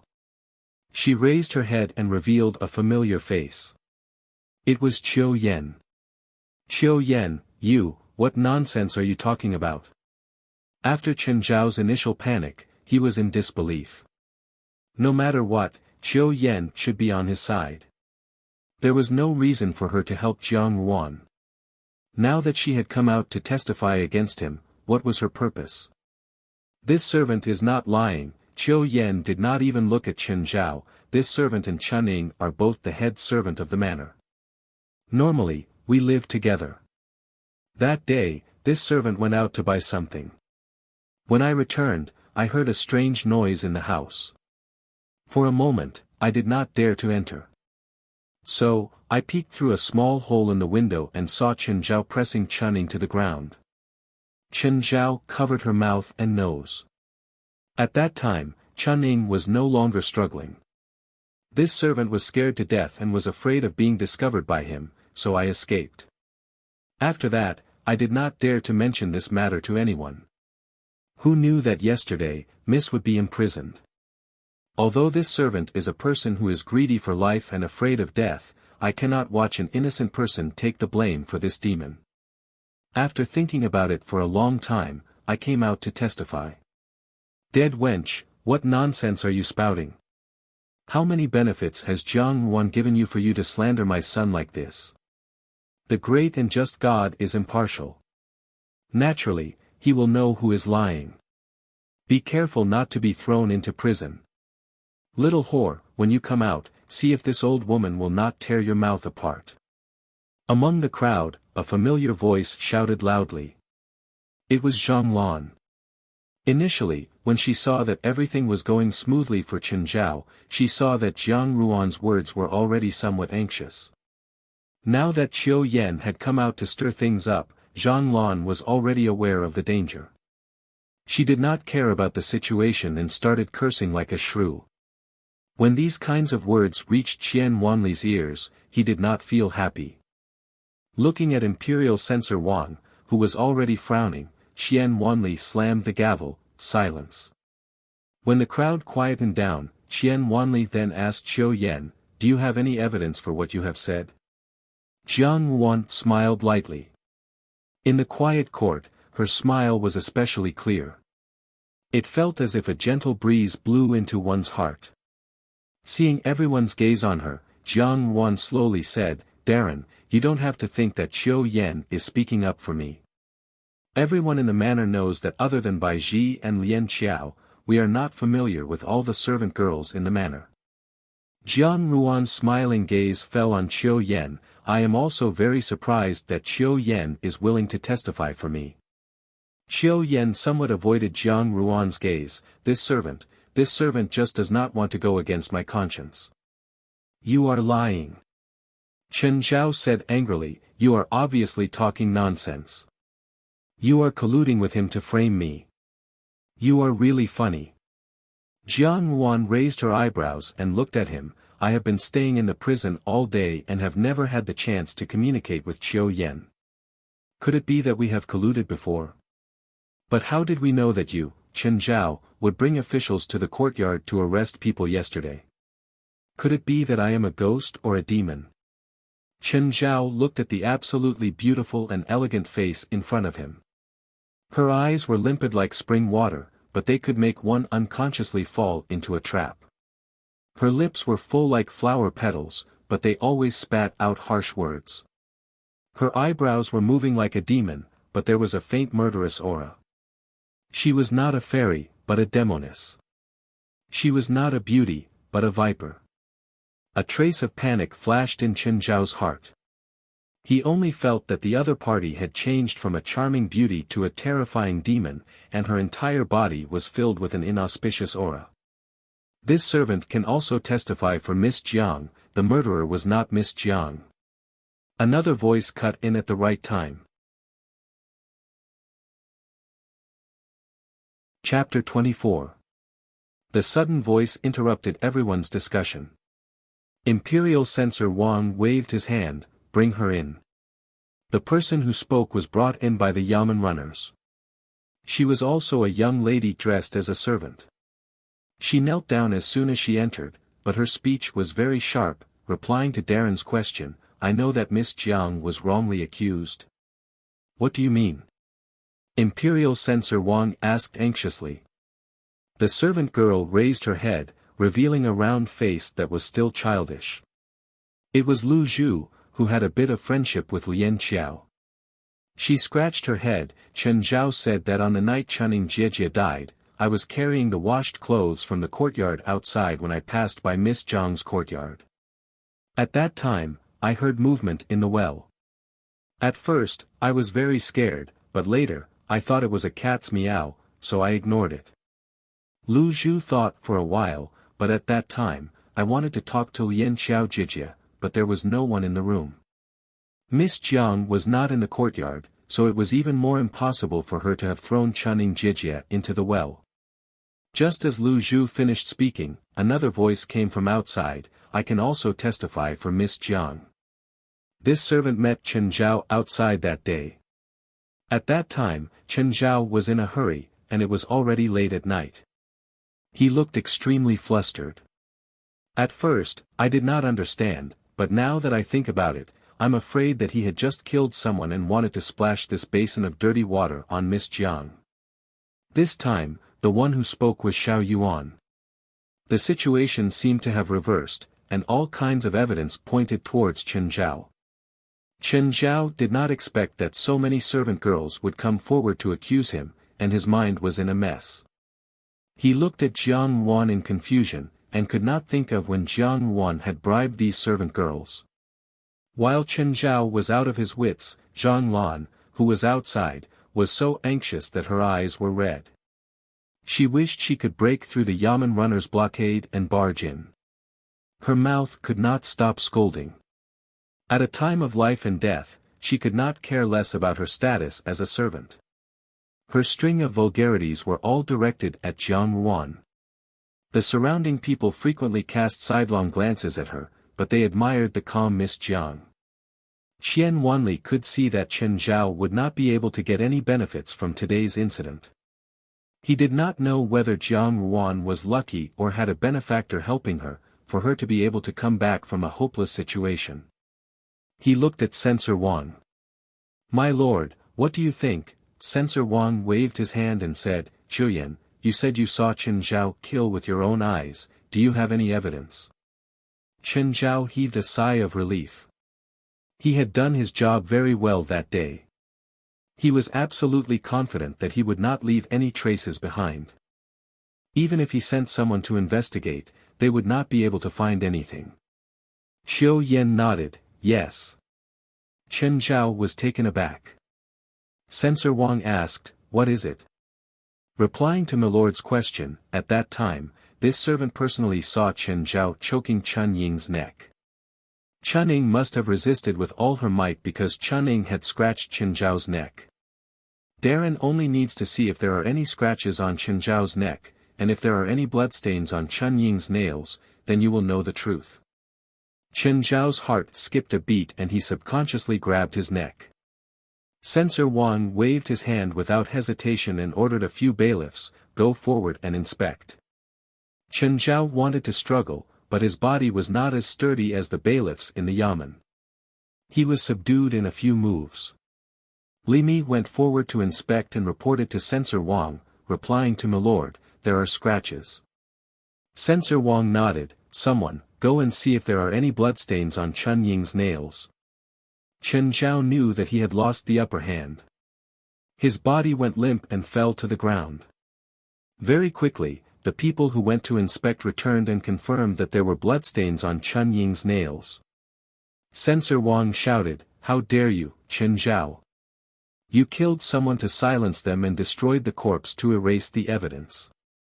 You dare to slander others. Now that both the witness and the evidence are here, there is no way to deny it. Do you plead guilty?" Chen Zhao knelt down and kowtowed anxiously. As he kowtowed, he shouted, "Spare my life, my lord, spare my life. I was just muddle-headed for a moment. No, it was a moment of carelessness. I did not intend to kill her on purpose. She was the one who threatened me, and I was angry. I did not do it on purpose. My lord, please spare me." When Zhang Lan, who was outside, saw this scene, she felt her vision blacking out and fainted among the crowd. Censor Wang ordered his men to bring Chen Zhao away. The trial had come to this point and it was considered a climax. The people on the eastern street had not seen such an exciting case for a long time. The steward's son was a thief who cried, "Stop the thief." He killed someone but blamed the young mistress. It was a heinous crime. Everyone thought that the matter was about to end. Who knew that an untimely voice rang out again? A bailiff came over and reported, "My lord, someone is beating the drum for injustice again." "Ah, beating the drum again?" Qian Wanli almost jumped up. He looked at Censor Wang and felt even more guilty. He did not know why there were so many people beating the drum for injustice today. From Censor Wang's point of view, it was because of his lack of discipline that led to so many unjust cases. When he thought about this, even though Qian Wanli felt extremely uneasy, he had no choice but to put on a straight face and said, "Bring her here." The person who was brought in was also a servant girl. The crowd could not help but discuss what day it was today. Why were all the servants beating the drum for injustice? When the servant girl was brought in, Censor Wang asked, "What injustice do you have?" The servant girl kowtowed. In reply to my lord's question, "This servant is crying for injustice on behalf of my young mistress." "Your young mistress, who is she?" Qian Wanli asked curiously. "My young mistress is Miss Jiang," the servant girl replied. Lian Qiao also smiled at her. Her smoke ring was slightly red.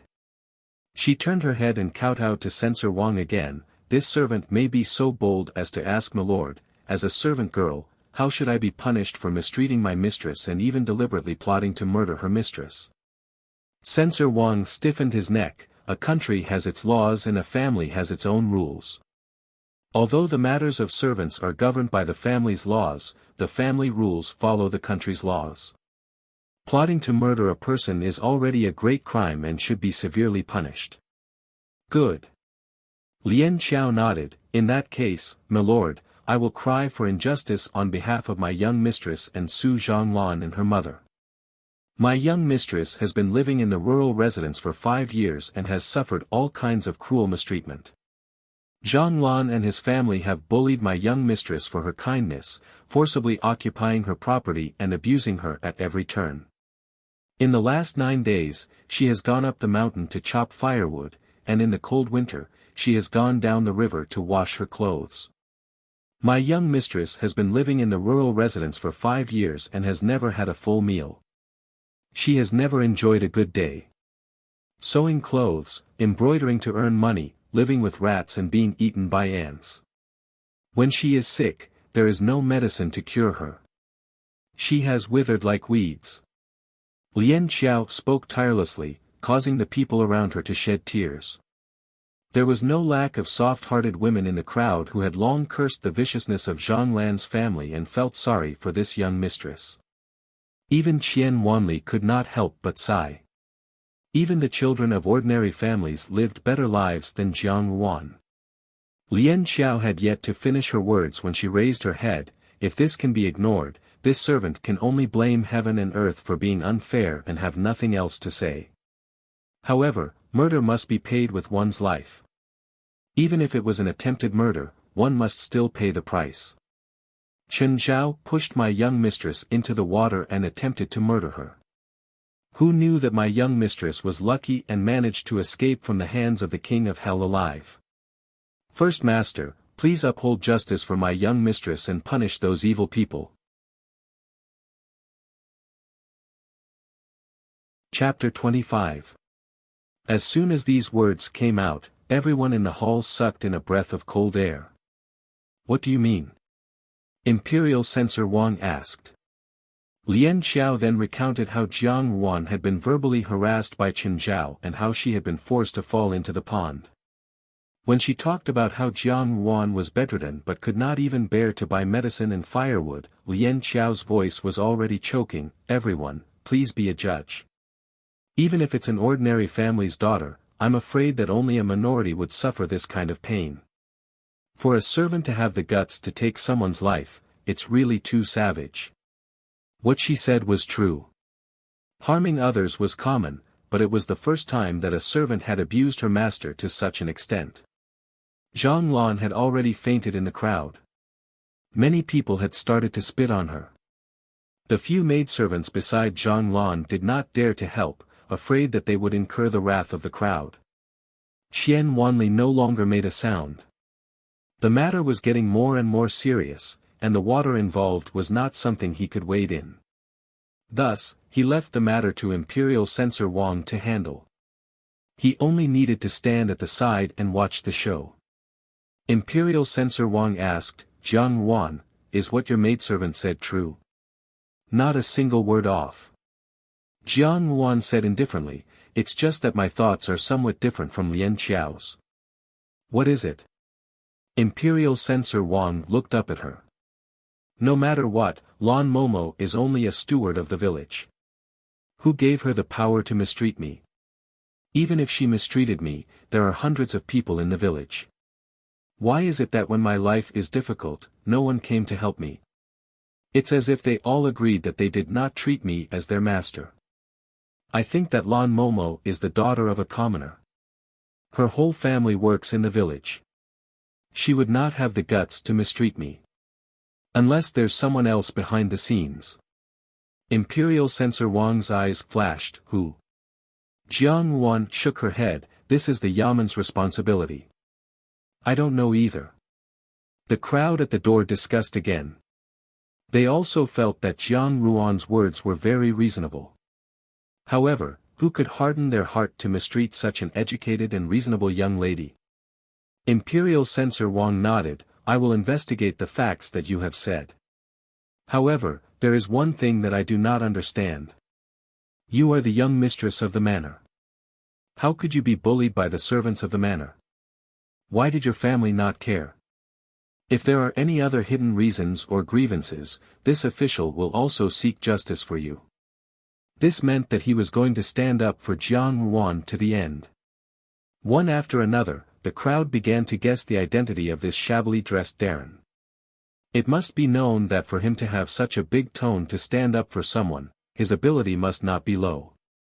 However, Jiang Yuan lightly shook her head. It's just that the evil servant is bullying his master. My family just doesn't know about it. Do you take me for a fool? Censor Wang suddenly raised his voice and said, since this manor belongs to your residence, it should not be far from your residence. How can you not get any news from such a short distance? Are you going to say that all the servants in this manor have the intention to betray their master? Then this official must investigate even more carefully. Darren, Jiang Yuan raised her voice, indignation faintly visible between her brows, please do not make presumptuous conjectures. I am the eldest daughter of the Minister of Military Affairs, Duke Jiang. My father is impartial and considerate to me. It's just that he has been deceived too deeply. As soon as these words were spoken, everyone present was shocked. The crowd burst into an uproar and the sound of discussion immediately filled the entire hall. They did not expect that this young mistress, who was in dire straits and could not even be compared to a commoner, was actually the daughter of the Minister of Military Affairs. Jiang Yuan's official career was at its peak. She looked like a fair and impartial person. Who would have thought that her own daughter would be bullied and humiliated in the manner? Everyone looked at Jiang Ruan with eyes full of sympathy and pity. At this moment, no one believed Jiang Ruan's words. Everyone would only think that this pitiful noble young mistress was trying to protect her father's reputation. She had swallowed her grievances and covered up for her father. As a result, many people began to praise Jiang Ruan's actions. Her actions were filial and virtuous. Her biological father had treated her coldly, yet she did not care. Instead, she had rushed to protect her family's reputation. It was not easy for an adult to do such a thing, let alone a little girl of just over 10 years of age. What kind of noble righteousness was this? In contrast to Jiang Ruan's noble righteousness, however, was Jiang Quan's reputation.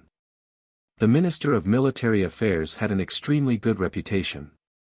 From the imperial court to the common people, there was no one who did not say that he was fair, honest, and just.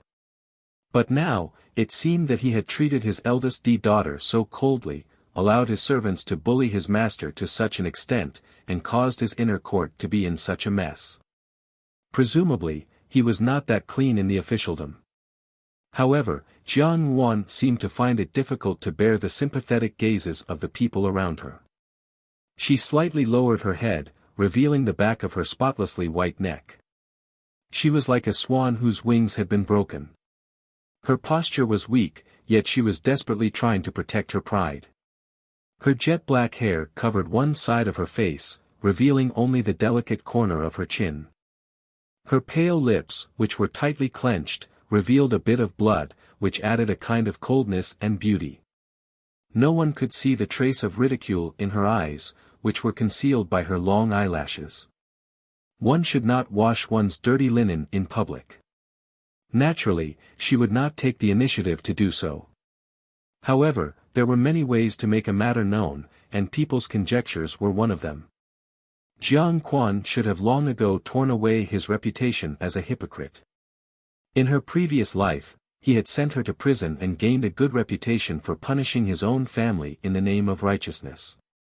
In this life, she would let him see what kind of ending he would receive after killing his own family. How could there be such a cheap thing in this world? After committing such a cruel and unscrupulous act, one's reputation could still be immortalized for generations to come. Today, she would take advantage of the public's mouths to expose the Jiang family's filth and ugliness in front of everyone. The sound of the quarrel was too loud. Imperial Censor Wang slammed the gavel. Silence.